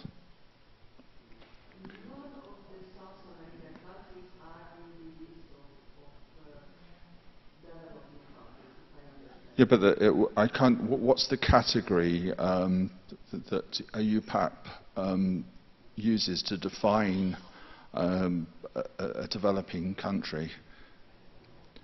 So presumably there are countries in South America that fall beneath that threshold. Is that the case?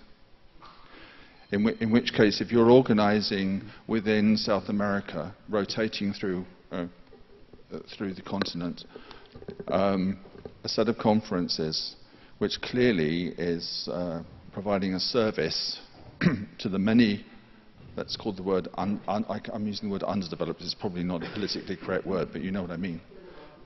Developing countries, providing a service to developing countries, then the spirit behind what you're doing is clear. It may not necessarily fall under Commission C13, but there's a basic asymmetry between South America, taken as a continent, and Europe. And that's why a conference which regularly takes place in South America and doesn't rotate, but does rotate on a country-by-country basis, is clearly intuitively different to a conference that takes place in Europe. And what you need is a rule which reflects that. That comment brings me to something I was going to say. You need a microphone to talk, so I'll talk while you're getting a microphone. I have no problem with making special rules about particular conferences. I do have a problem if we don't write them down. So that then in 6 years' time, when you're talking about it and say, well, this one got admitted for these reasons, we do need a record of that. So that, for example, this rubric that I read out about what constitutes international conferences, if we want to make exceptions, we should say that exceptions will be made under these circumstances,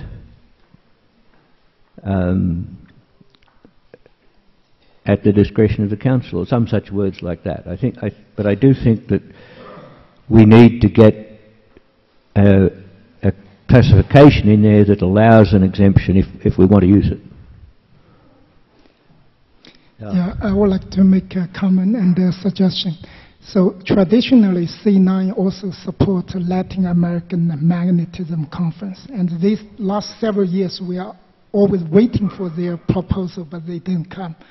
So now I would like to make the comment saying that we should have the consistency supporting those conferences in Asia or European with the title regional, and with the exception of Africa, Latin American, or some developing region that we make the exception, and otherwise it would be, very arbitrary. So my proposal would be probably if it's a regional conference in Europe or Asia, like in Japan, Korea, and maybe it's regarded as the same category or whatever, so we don't support this kind of thing, but we do support those conferences in developing region.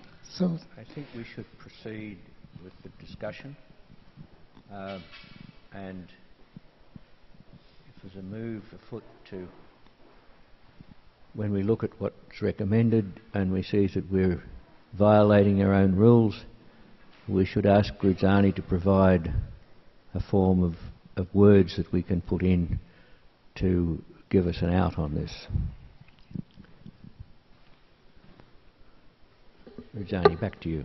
Okay. Right. I'll proceed. C11. C11, particle physics. We received about 7 conferences under C11. Traditionally, we always receive a lot of conferences under C11, and we had to do a lot of screening together with the Commission. In the end, we are here recommending 3 conferences for financial support. The International Conference on High Energy Physics, which is an A, and the 28th International Conference on Neutrino Physics and Astrophysics, which is a B. And the last one is a Large Hadron Collider Physics Conference. The one after that, the Computing in High Energy and Nuclear Physics, was originally submitted with a request of a B, and after discussions with the Commission Chair, we agreed that it will be dropped, it will be taken to endorsement category. That's why it is highlighted in purple. We were faced with a situation where we would be having one commission getting 4 conferences, 3 Bs and an A. And that's not a norm. And the remaining ones are Cs, smaller ones, all of which with the sorry.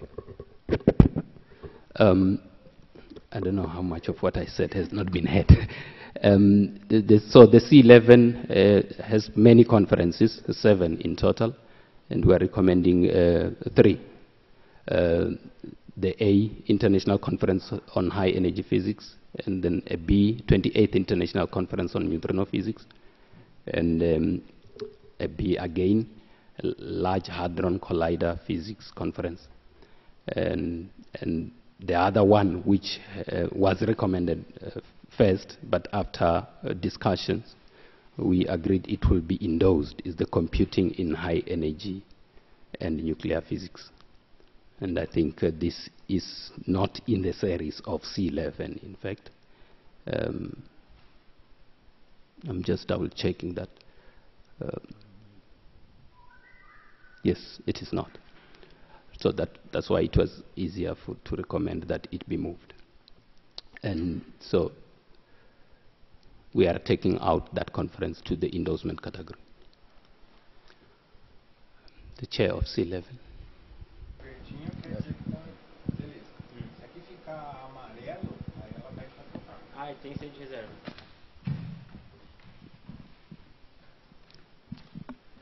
Okay, so as you said, we received this year many applications, 7.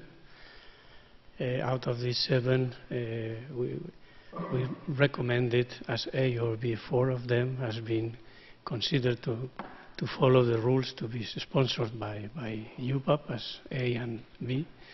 So for A is ICEP.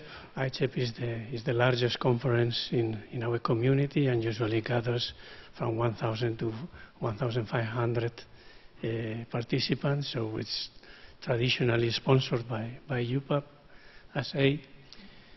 Then second in priority was the Neutrino Conference. That's also been usually sponsored as B by UPAP, and is a conference that is also growing in interest. So last time it had more than 700 attendees.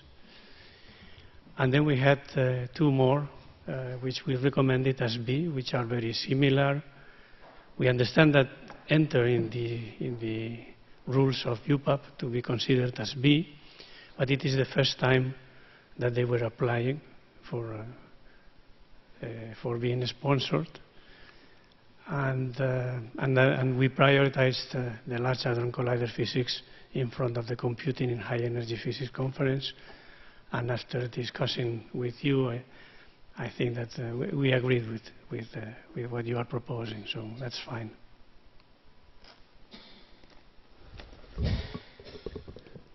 Okay. If there's no other comment, I would like to... Let me make a comment. It's an indication of what we were talking about earlier about the need for coordination on neutrino physics, the popularity of this subject. I remember going to the 2012 neutrino meeting in Kyoto, where there were about 400 participants, maybe less. And now the last one was up around 700, I think. It's clearly a field which is becoming more and more interesting to more and more people, so it's appropriate to pay some attention to it. Alenka. Just a very small question. C12, we have asked 4 B conferences, and we had to drop one of them and transform into C. There is a C, but it is not a black C, it is a violet C. What does it mean? Okay. Yeah, apologies for that. Yes, we did. Yeah, maybe initially we would just have been recommending that it be endorsed, but yeah, that's C. That's a C. That's a normal C. It's a normal C, yes. Okay, yeah. And up there, the first row, the A in red, is this a normal A?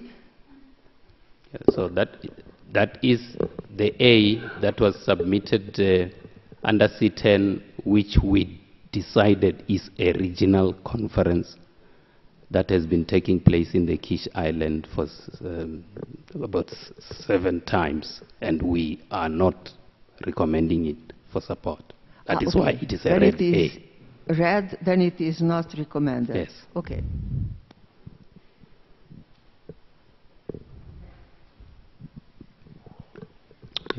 Keep the microphone there because you're going to be next to talk. Any other comment before I move to, well, I was moving to C12, and we've clarified one aspect of C12. Is there still any other comment under C11? Okay. C12, as Alinka says, initially had 4 B conferences.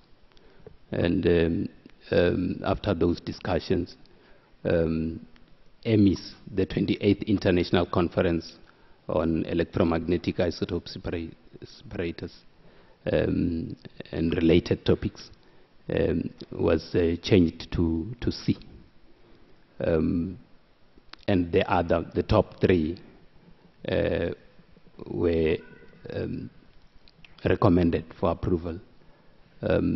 We took into account the fact that C12 is this year not proposing any A conference. You will find it difficult to, if you go through all the commissions, to get one commission with 3 Bs. But this is the case here. And all those conferences are in the C12 series. They've been, at one time or another, been supported. So that's the situation. We have made alterations. We changed 1B to a C. And I think that's the reason why it has remained purple there. We would just have been saying we are endorsing it. So 3 Bs are being recommended for support under C12. With a C for EMIS, and then the last one, which is a big conference actually, the Quark Matter, which is recommended for endorsement. without financial allocation. You find Alinka? Alinka, did you want to add anything? No. She looks fine. Any comment? Anyone with any comments on C12 situation? If not, we'll go forward. We'll proceed to Commission number 13. These are conference for developing countries. We have captured 5 conferences there. We are displaying 4 that have been recommended for approval. The first one is the African School of Fundamental Physics and Application. This has been supported before under C13. You can consider it a series of C13. And so is the second one, the African School on Electronic Structure, Methods and Applications. And the third one is the Entrepreneurship Workshop for Scientists and Engineers. The one that is new is Science for Development, which is going to be held in Vietnam. Traditionally, we have supported just 3 conferences under C3, but every now and then C3 will recommend 4 conferences, in which case we would split the budget amongst the last 2. And that's how they recommended in this case. But we may find a way later on to just apply some parity. But the point I want to emphasize is that one of the reasons we considered on that last conference, which is coming for the first time, is that it is in Vietnam, and there are currently talks with Vietnam to try and get the country to join IUPEP. Yeah, so that is the recommendation. The last conference, which is not appearing here, which was the 5th one, was moved to the endorsement category. That is the Hadron Physics Conference. Sandro, do you have anything to add? Okay. Any comments? Can I ask a question? Yes. Yes, go ahead. And basically I wanted to address it. Sorry. Just a question to Sandro. Because at one point, I know that in C13 when we were considering which countries qualified for as developing countries, I think that this question came up here, that we did look at the World Bank list. And is that still? Yeah. This is the one we are currently using to take decisions about. So essentially, I guess it's the category of the least developed country plus the lowest to middle income countries. Okay. So there are something like 5 or 6 categories in the World Bank list, and we are choosing the last 2 categories. This is actually, I think, was a decision of the Council some years back. Yeah. And we're trying to be consistent with that. Okay. Well, that question came up earlier. I think it was John Saunders who asked that. What is the basis for deciding which countries are developing countries? And that's the basis that we have used, at least in the past, in this C13, and apparently currently also. Mm-hmm. Thank you. Yep.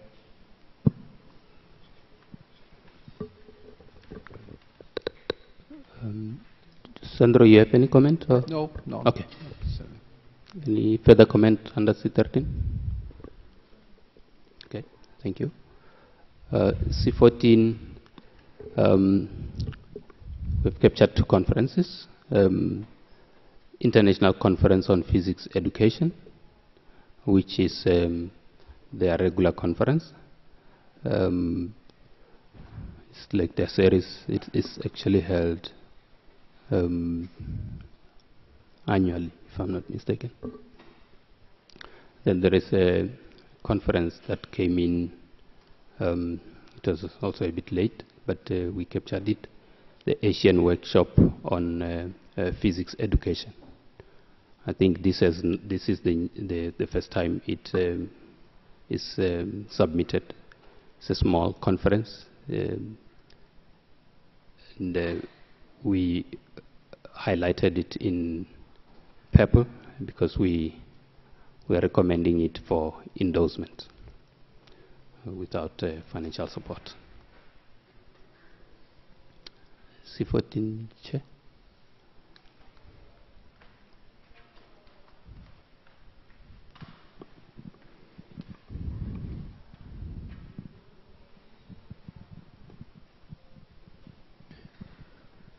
The last one, I mean, that's the top of the workshop. This was applied on the last month, and I circulated the proposal to the members, and some members supported this workshop, but some others didn't, partially because this is a rather local one, and the organizers is not known people and not international. And another problem is involvement of women for organizers, and as well as speakers. So at this stage, C14 cannot support for this workshop. So we need more information for endorsement of C14.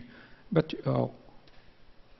will you recommend as a IUPAP? Right?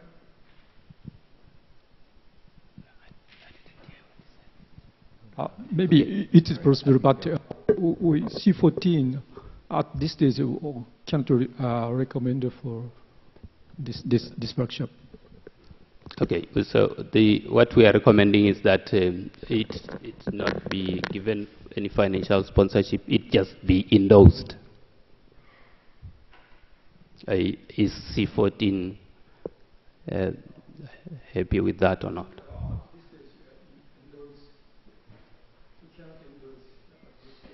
Wait for a microphone. We can't hear you.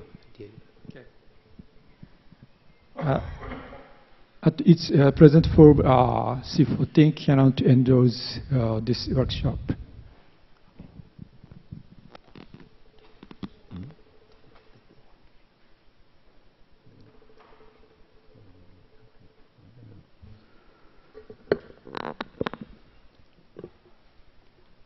Okay, we take note of that. We move to C15. We captured 2 conferences under C15 that are regular under the series of C15. International Conference on Atomic Physics, which has been funded several times before, and the 19th International Workshop on the Physics of Highly Charged Ions. I think these are clear. Toshiyuki, see? Anything? I can't remember very well the prioritization here, but I think you prioritize them as we displayed them. Yeah. Which is unusual. Okay. But that's fine.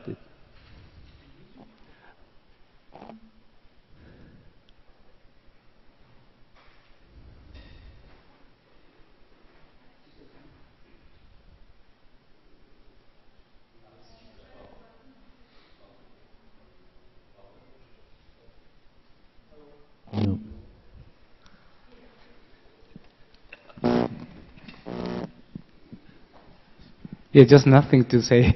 Okay.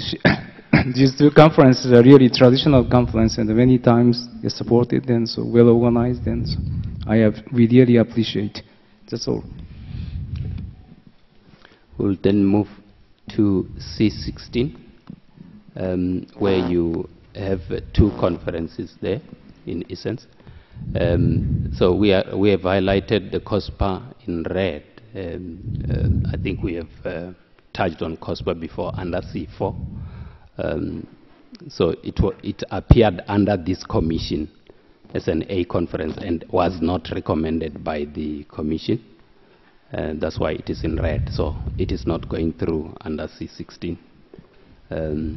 But you will remember we put it in purple under C4. So there is in essence one conference, the International Congress on Plasma Physics, which is a traditional conference of C16 to supported in 2014 and 2016. It is a biennial conference. Yes, I can confirm, yeah. Okay, I'll try. Go ahead. Okay. I'll pass to C17.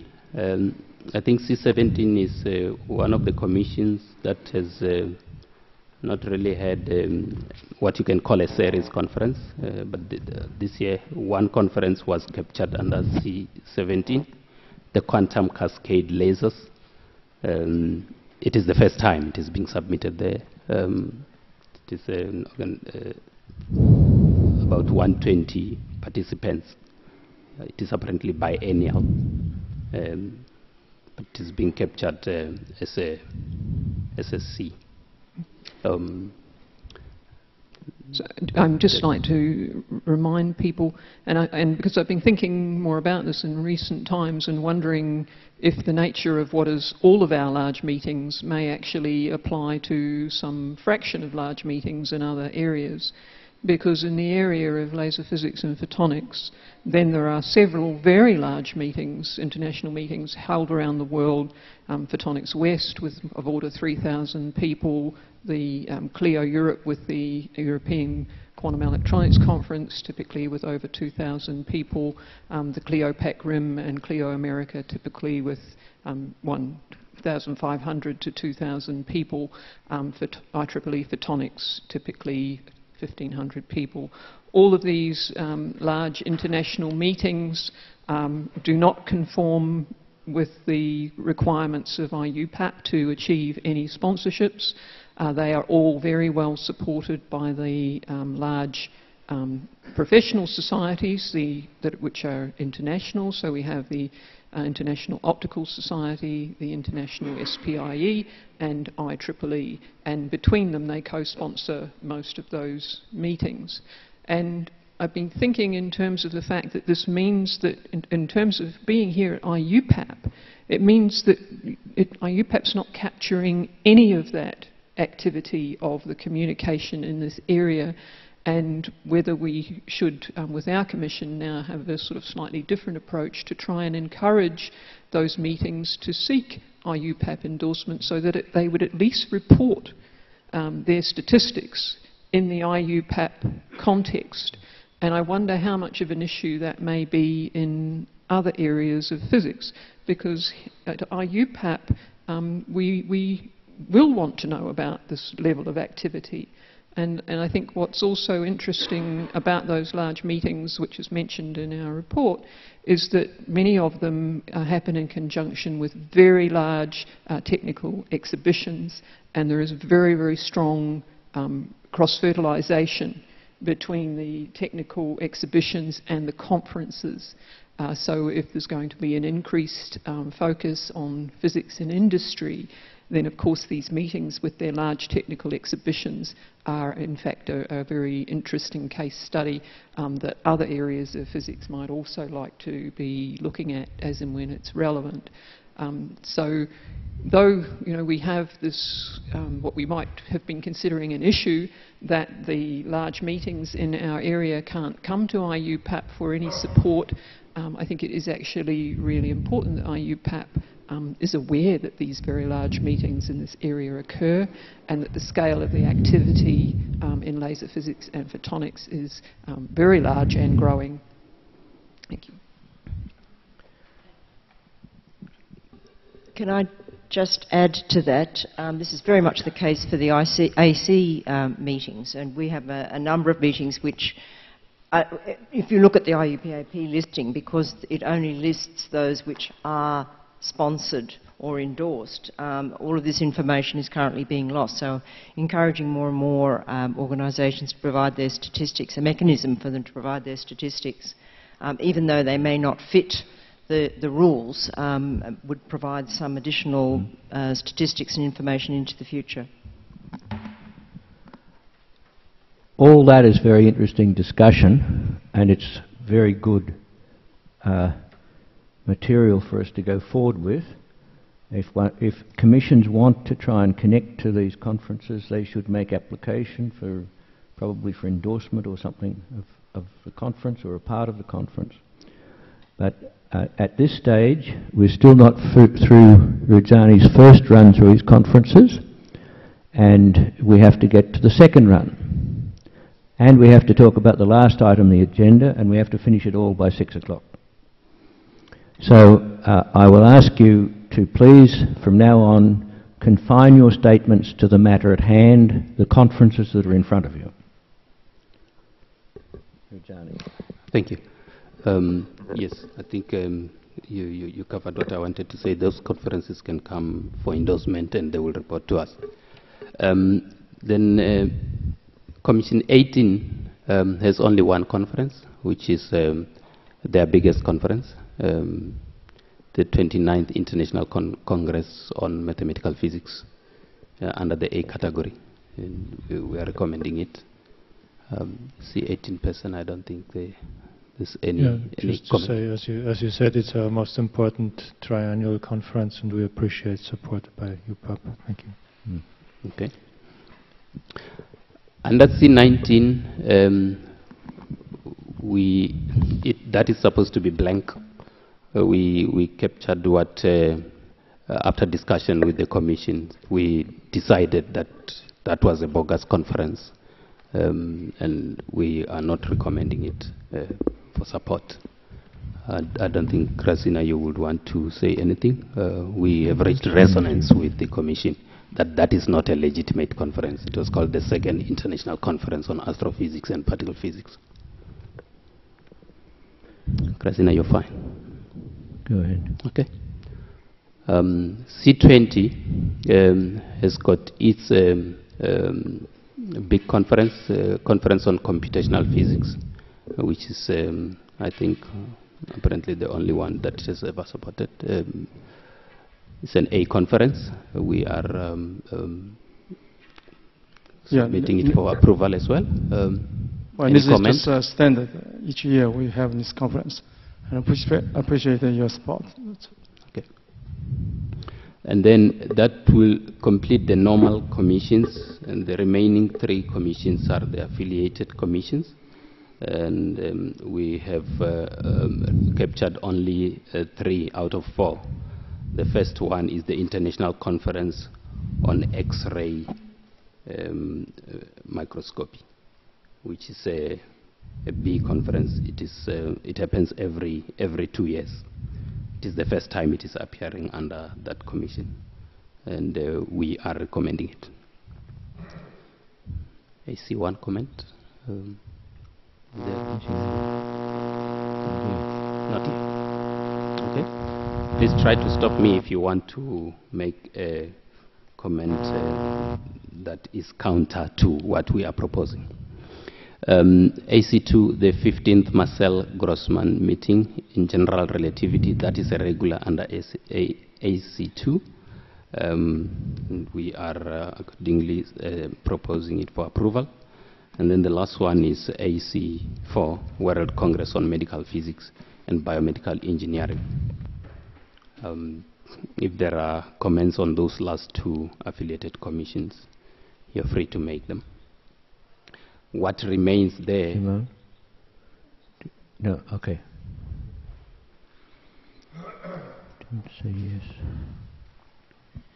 Just to say that we appreciate a lot the support in this important event, that we have a very huge participation of different parts of the world and also different areas. Thank you. Right. So that will conclude those proposals. I think with the note that we have made under C14, the Asian workshop, which the Commission feels should not be endorsed. Otherwise, those are the recommendations, and the remaining bit are those purposes that we have indicated. I wouldn't want to take you through this spreadsheet, but that is the summary of what we have captured there. And I think under the A's, we have not made, during these discussions, any changes that would alter that number 9. Rajani, why don't you go to the... Oh, this is the corrected one? Yeah, okay, that good. is the corrected one. Okay. Well, the line under total is not corrected. Yeah. The line under corrected is corrected. Okay, good. Okay. So that in the end, we will be having 9 A conferences, 20 Bs, and 13 Cs, and 4 Ds, bringing the total to 46. Okay. That bit there, I think, is for us to balance the budget. Well, as you know, the way we decide how much money to give to a conference is after you decide which conferences you're going to support, which is the previous transparency that Rajani put up, we adjust what we give to those conferences to balance the budget. And the recommendation, therefore, is that Type A conferences will get 10,500, including their 5,000 towards of their travel support. Type B conferences will get 5,000 each, and Type D conferences 7,000 each.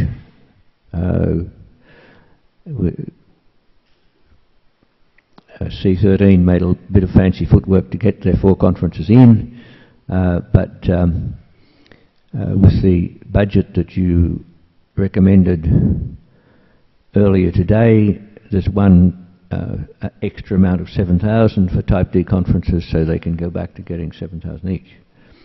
So that's the final recommendation. We actually have a minuscule surplus at the end, which is always a good thing. But I commend Rajani on and all of the commission chairs on the work they've done to analyse the conferences that come in and decide which need support, and then we've come to this conclusion. So I didn't hear any objections to the final result that Rajani put up. Does anyone want to make any at this stage? Not. Thank you very much.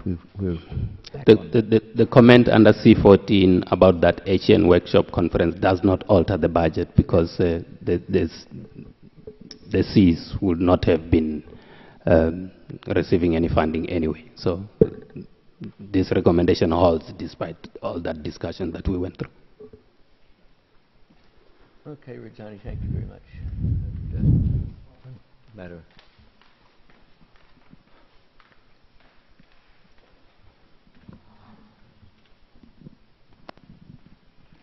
So the Type C conference on Asian physics education workshop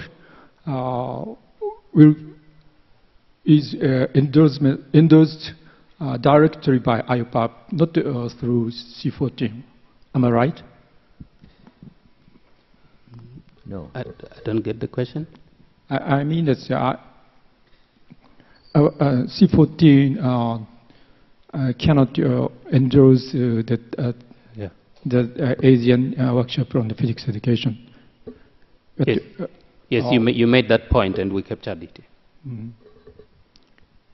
So, but that does not affect our budget. Mm-hmm. But on the table, it was categorized from in the C14.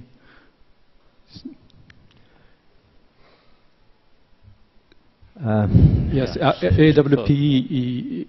Can I suggest that we will correct that we defer this discussion till afterwards, so we absolutely clarify and make sure that we know exactly what you're saying and what outcome you want.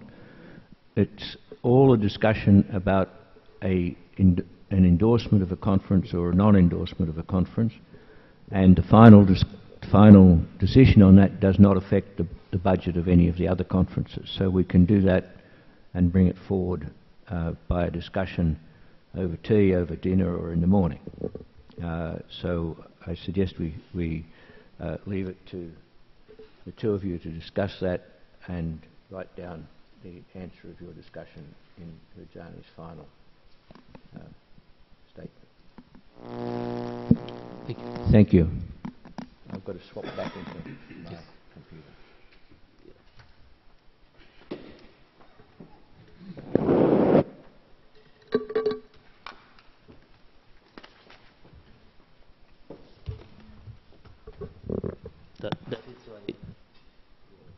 That is why I recommended that you should get tea first before we have this session. I knew it was going to take long.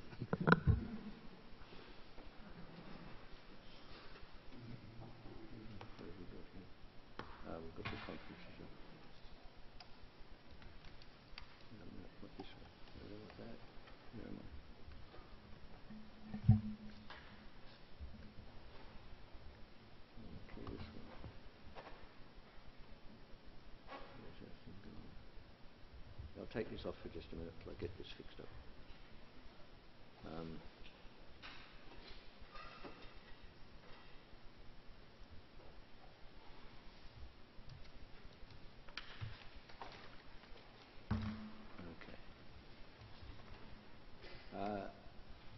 Can I insert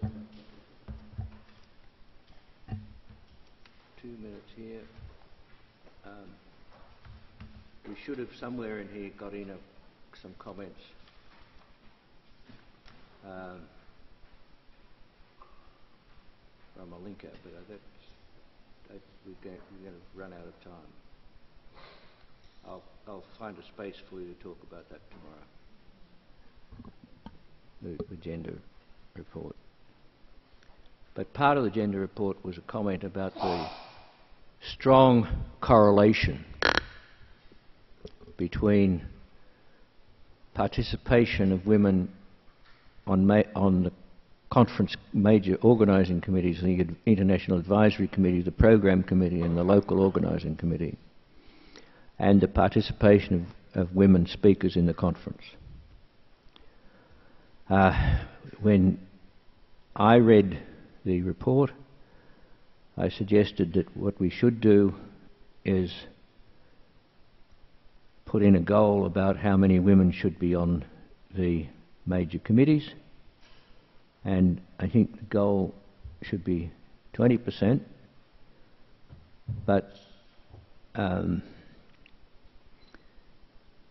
may be a little hard to get to in the first instance, so I suggest that in the first instance at least, while the goal is 20%, we do not fund conferences who have less than 10% women on these committees.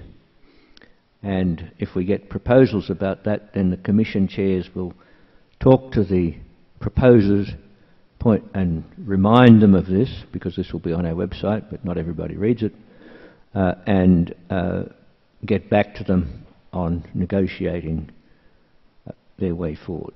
And this will apply not for the current round of conferences, of course, because they didn't know about it, but it will apply for the next round of applications that are coming in next year.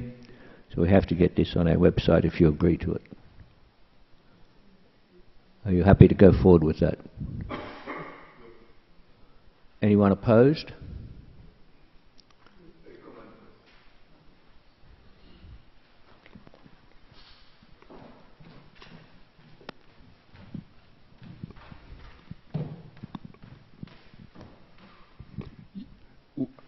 If the goal is 20%, and if in the field the female community is less than this number?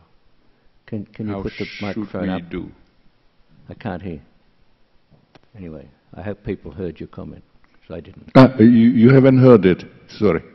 The goal is to have 20% of women, but in some field, the average number of female in the field is less than 20%. Surely higher than 10%.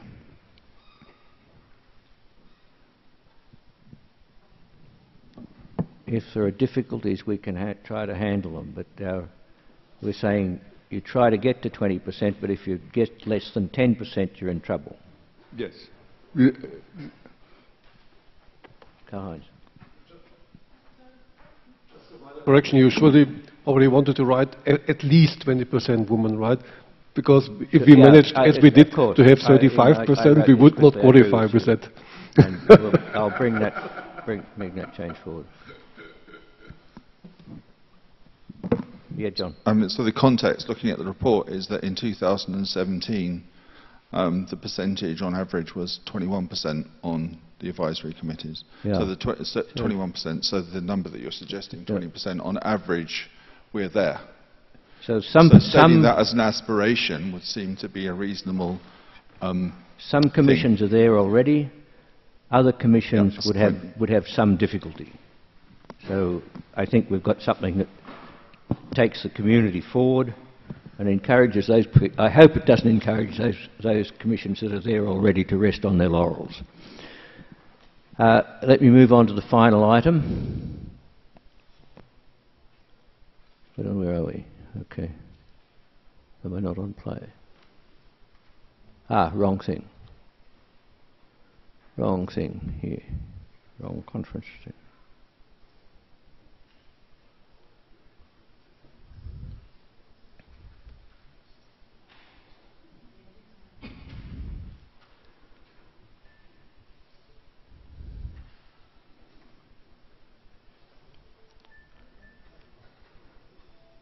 I want to try and go through this item. It's the last item on your agenda. A proposal to agree to the terms for a joint IUPAC joint working party to evaluate the discovery of new elements. And I want to first of all talk about the history of the evaluation of the claims for the elements whose names were announced towards the end of last year, the elements 113, 115, 117 and 118.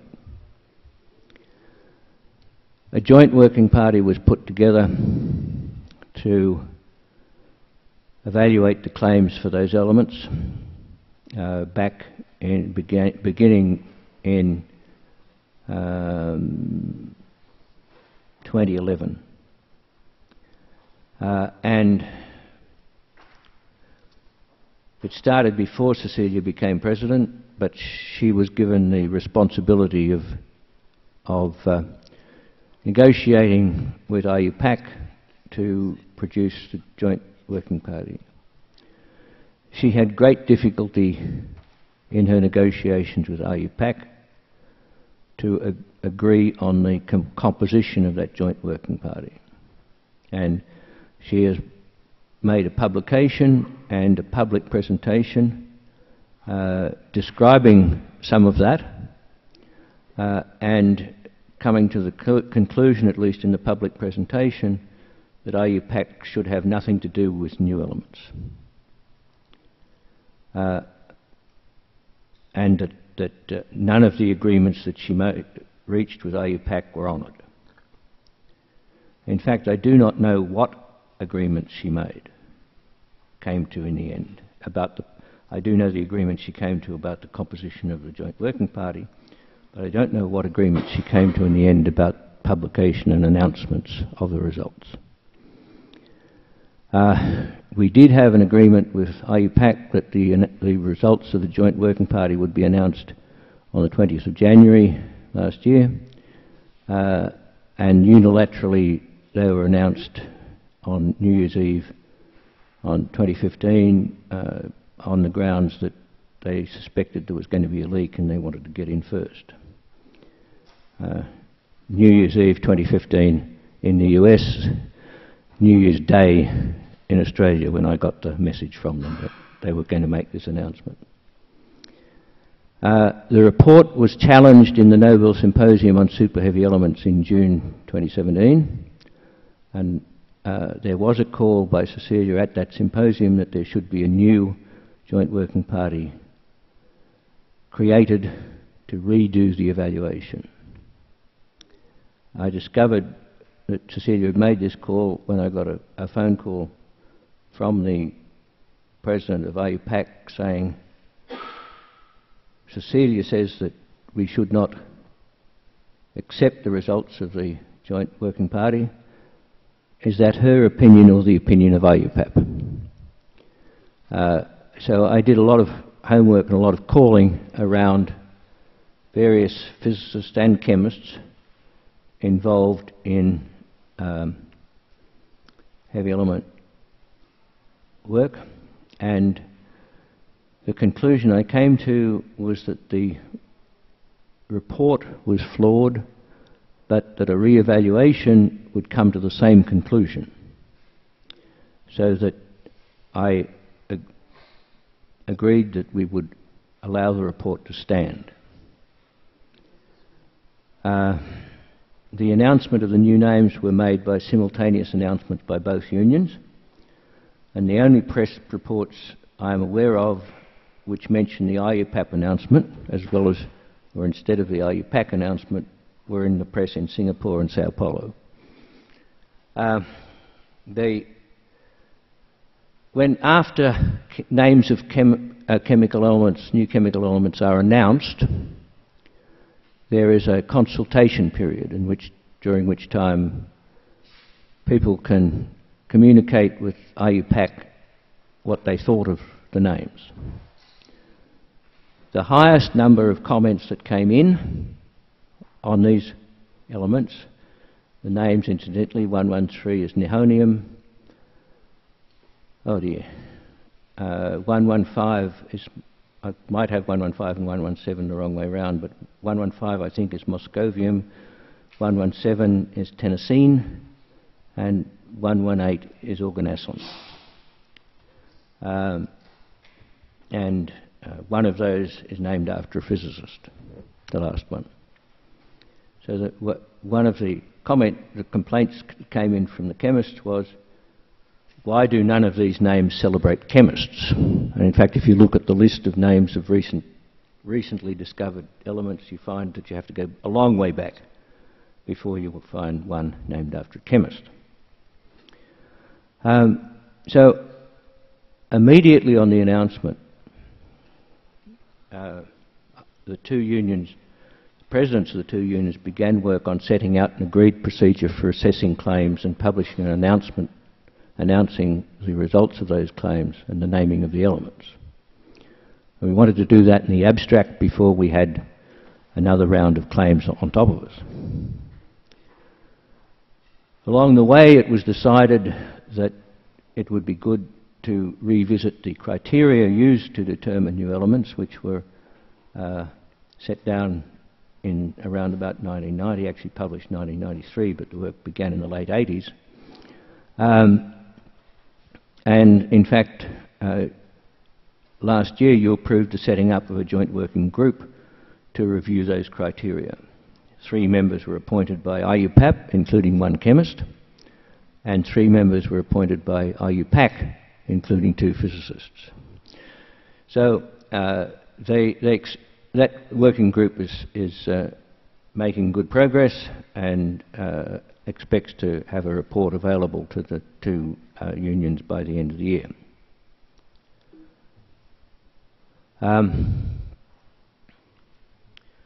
There's a new agreement which was in the papers, and I bring it to you for your approval. The main features: the new joint working party is to have 3 members appointed by IUPAP and 3 by IUPAC, and I, or Kennedy, or whoever is president when it comes up, is to consult C12 on that, and the IUPAC president will consult the inorganic chemistry division of IUPAC.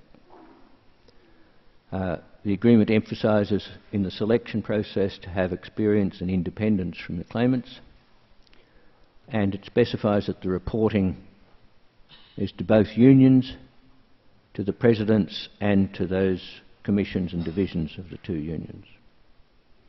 And the publication of a detailed report will be, as usual, in Pure and Applied Chemistry, the IUPAC Journal, but we will make simultaneous publication of a short report in a journal like Science or Nature. That result is provisional, it can be challenged. The announcement of the provisional results will be a joint announcement by both unions, and the announcement shall clearly state that the determination of claims for new elements is the work of a joint working party of both unions. At that stage, IUPAC invites the discoverers to propose the names and negotiates with the discoverers to make sure that the names conform with standard chemical practice. And then a joint announcement of the names will be by both unions, and that announcement will clearly state that the provisional names and symbols have been approved by IUPAC following the determination of the claims by a joint working party of both the unions, so that in the we are not taking away from IUPAC the naming process, but if they will follow their usual rules, which is to seek advice on the names from the discoverers and then massage those names so they fall into their normal practice for new names. So that's the basic summary of the agreement which I'm bringing to you. In fact, history is repeating itself. In 1996, the retiring IUPAC president, Ishio Yamaguchi, stated that IUPAC should take over the verification and naming process and exclude the chemists. And the new president, 3 months or so later, published a paper in Physics World telling physicists about IUPAC and what it did, and praised the continuing cooperation with IUPAC in the process. And I want to do that at this stage. I do want to express my gratitude to Natalia Tarasova for her cooperation in this process. And I think that the process we've worked through together in producing the paper that's before you for approval has formed a basis for other areas of cooperation between the unions. And what I'm going to say now you can remember, but it won't be written down anywhere. When the project on gender balance, which was worked up principally by our Working Group 5, after it was decided that we would not become a lead applicant on that, the IMU, which was coordinating with us, was very concerned about what was going to happen. And we were also talking to IUPAC about it, and I got a call from Natalia that said, okay, what are you doing? Which one are you going to put forward? The light sources or the gender balance proposal? And I said that our council had decided to put the light sources proposal on, to go on as a lead applicant for that. And she said, oh, I was waiting for your decision. We're tossing up between two proposals, but now that you've decided that, we will go with gender balance to make sure that one goes forward. So I think that was a good side effect of the element of cooperation. And C12 were consulted on the various stages of this agreement over the past 12 months or so, and they have their agreement to recommend to you the paper that's before you. And I ask that you approve it. Alenka, do you want to say anything at this stage?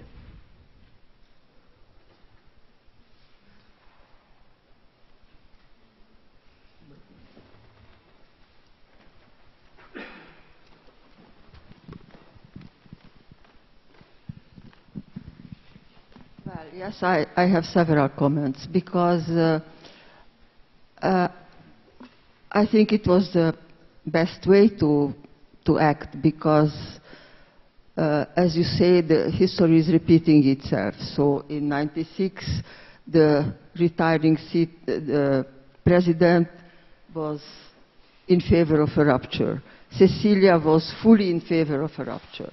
And she was very deceived when she heard that C12 was in favor of going on, trying to get a collaboration. I don't know if we can be very optimistic because they already promised, and let's see, for instance, who will be the next chair of the next Joint Working Party. If it's again a chemist, it will be a disaster, the same disaster as it has been. Because for the chemist, elements are chemical. They do not accept that nowadays elements are discovered by nuclear physicists. There was the General Assembly of IUPAC this year, 2017, also was here in São Paulo in June. And they made a press release at the end, and they commemorated the 4 new elements and everything, and they just said, the 4 new elements were synthesized in a laboratory. So really unbelievable, you know. And it is really, well, okay, I agree with you.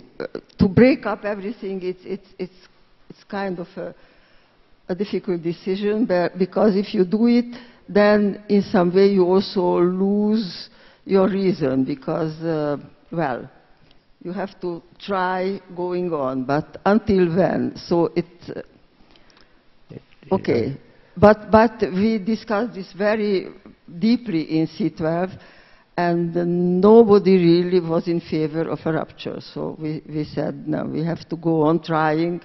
And this document that we also contributed a lot is really a good document. It should really be a guarantee that it should work if they really do it what is written, but who knows? Well, we cannot count very much on your. They do not have goodwill, you know. They are, for them, elements are chemical. I agree that the electrons are chemical, but the nucleus, what we produce, and what is the new element in reality is not chemical. It is all the nuclei were made by nuclear reactions. No one was. It's not the electromagnetic reaction between the electrons and the nucleus that goes from one Z to the other Z. These are nuclear reactions in the stars, in supernova explosions, in neutron star mergers, or in the initial Big Bang. So, but they were all nuclear reactions. Okay. Okay. Bill? So let me preface my remark by saying that some of my best friends are chemists. But it seems to me that there's been a real change in the way that elements are not only discovered, but new elements are discovered, but the way in which they're certified.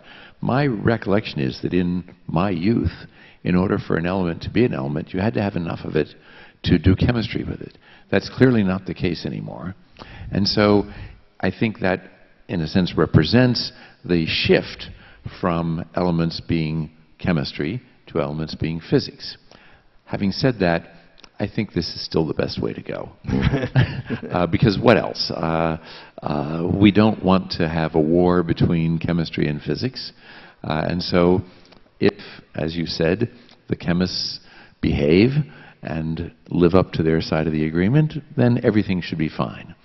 And if not, at least we have something written down to know whether they're behaving or not. Indeed. But it is written down, right? Yeah. But it was written down before that there would be a joint announcement. No, it wasn't?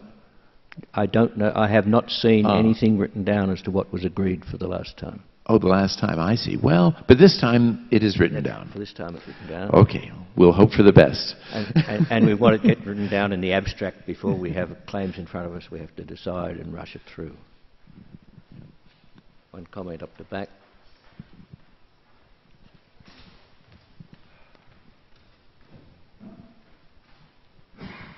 I'd like to make some comments on the joint group for IOPAP and the BioPAC for the new discovery of the elements. You know, for the European and other countries, you can share your definition by using different words. But for us, for Chinese and Asian people, so we have to transfer this new definition of the new elements into our language. So therefore, the Chinese Committee for Scientific Terminology, we have quite a large-scale discussion to collect all the suggestions for the Chinese name for the 4 new elements. So we have to consider not only the meaning, but also, according to our definition, for example, some of the metallic, some of belong to properties like stone, and from the phonetic point of view, all kinds of considerations. Finally, we have already announced the official 4 names for this new 4 elements. Thank you.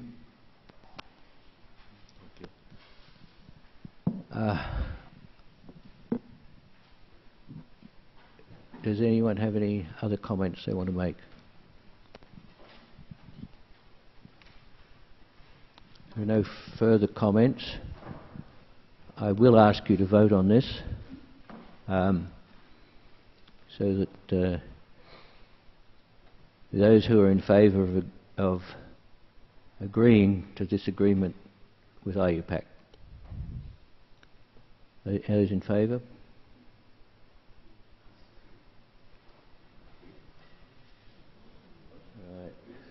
Against? What's that? Sorry? You are voting to agree to the... let me go. You're agreeing to this document that's in the papers.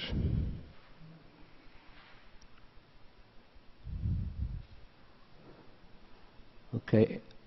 Those against? That's passed with no one against. Is anyone abstaining? Okay, there are some abstentions, so it's not unanimous, but it's nem-con, no one against. Thank you very much for that.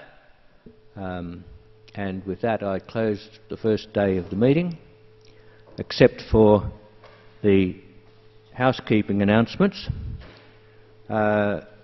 We will, I assume, have buses back to the hotel immediately, and the bus from the hotel to dinner leaves at 7 p.m. Tomorrow morning, of course, the bus leaves the hotel at 8 to bring you back here. 8. 8:30, 8. Whatever. 8 or 8:30.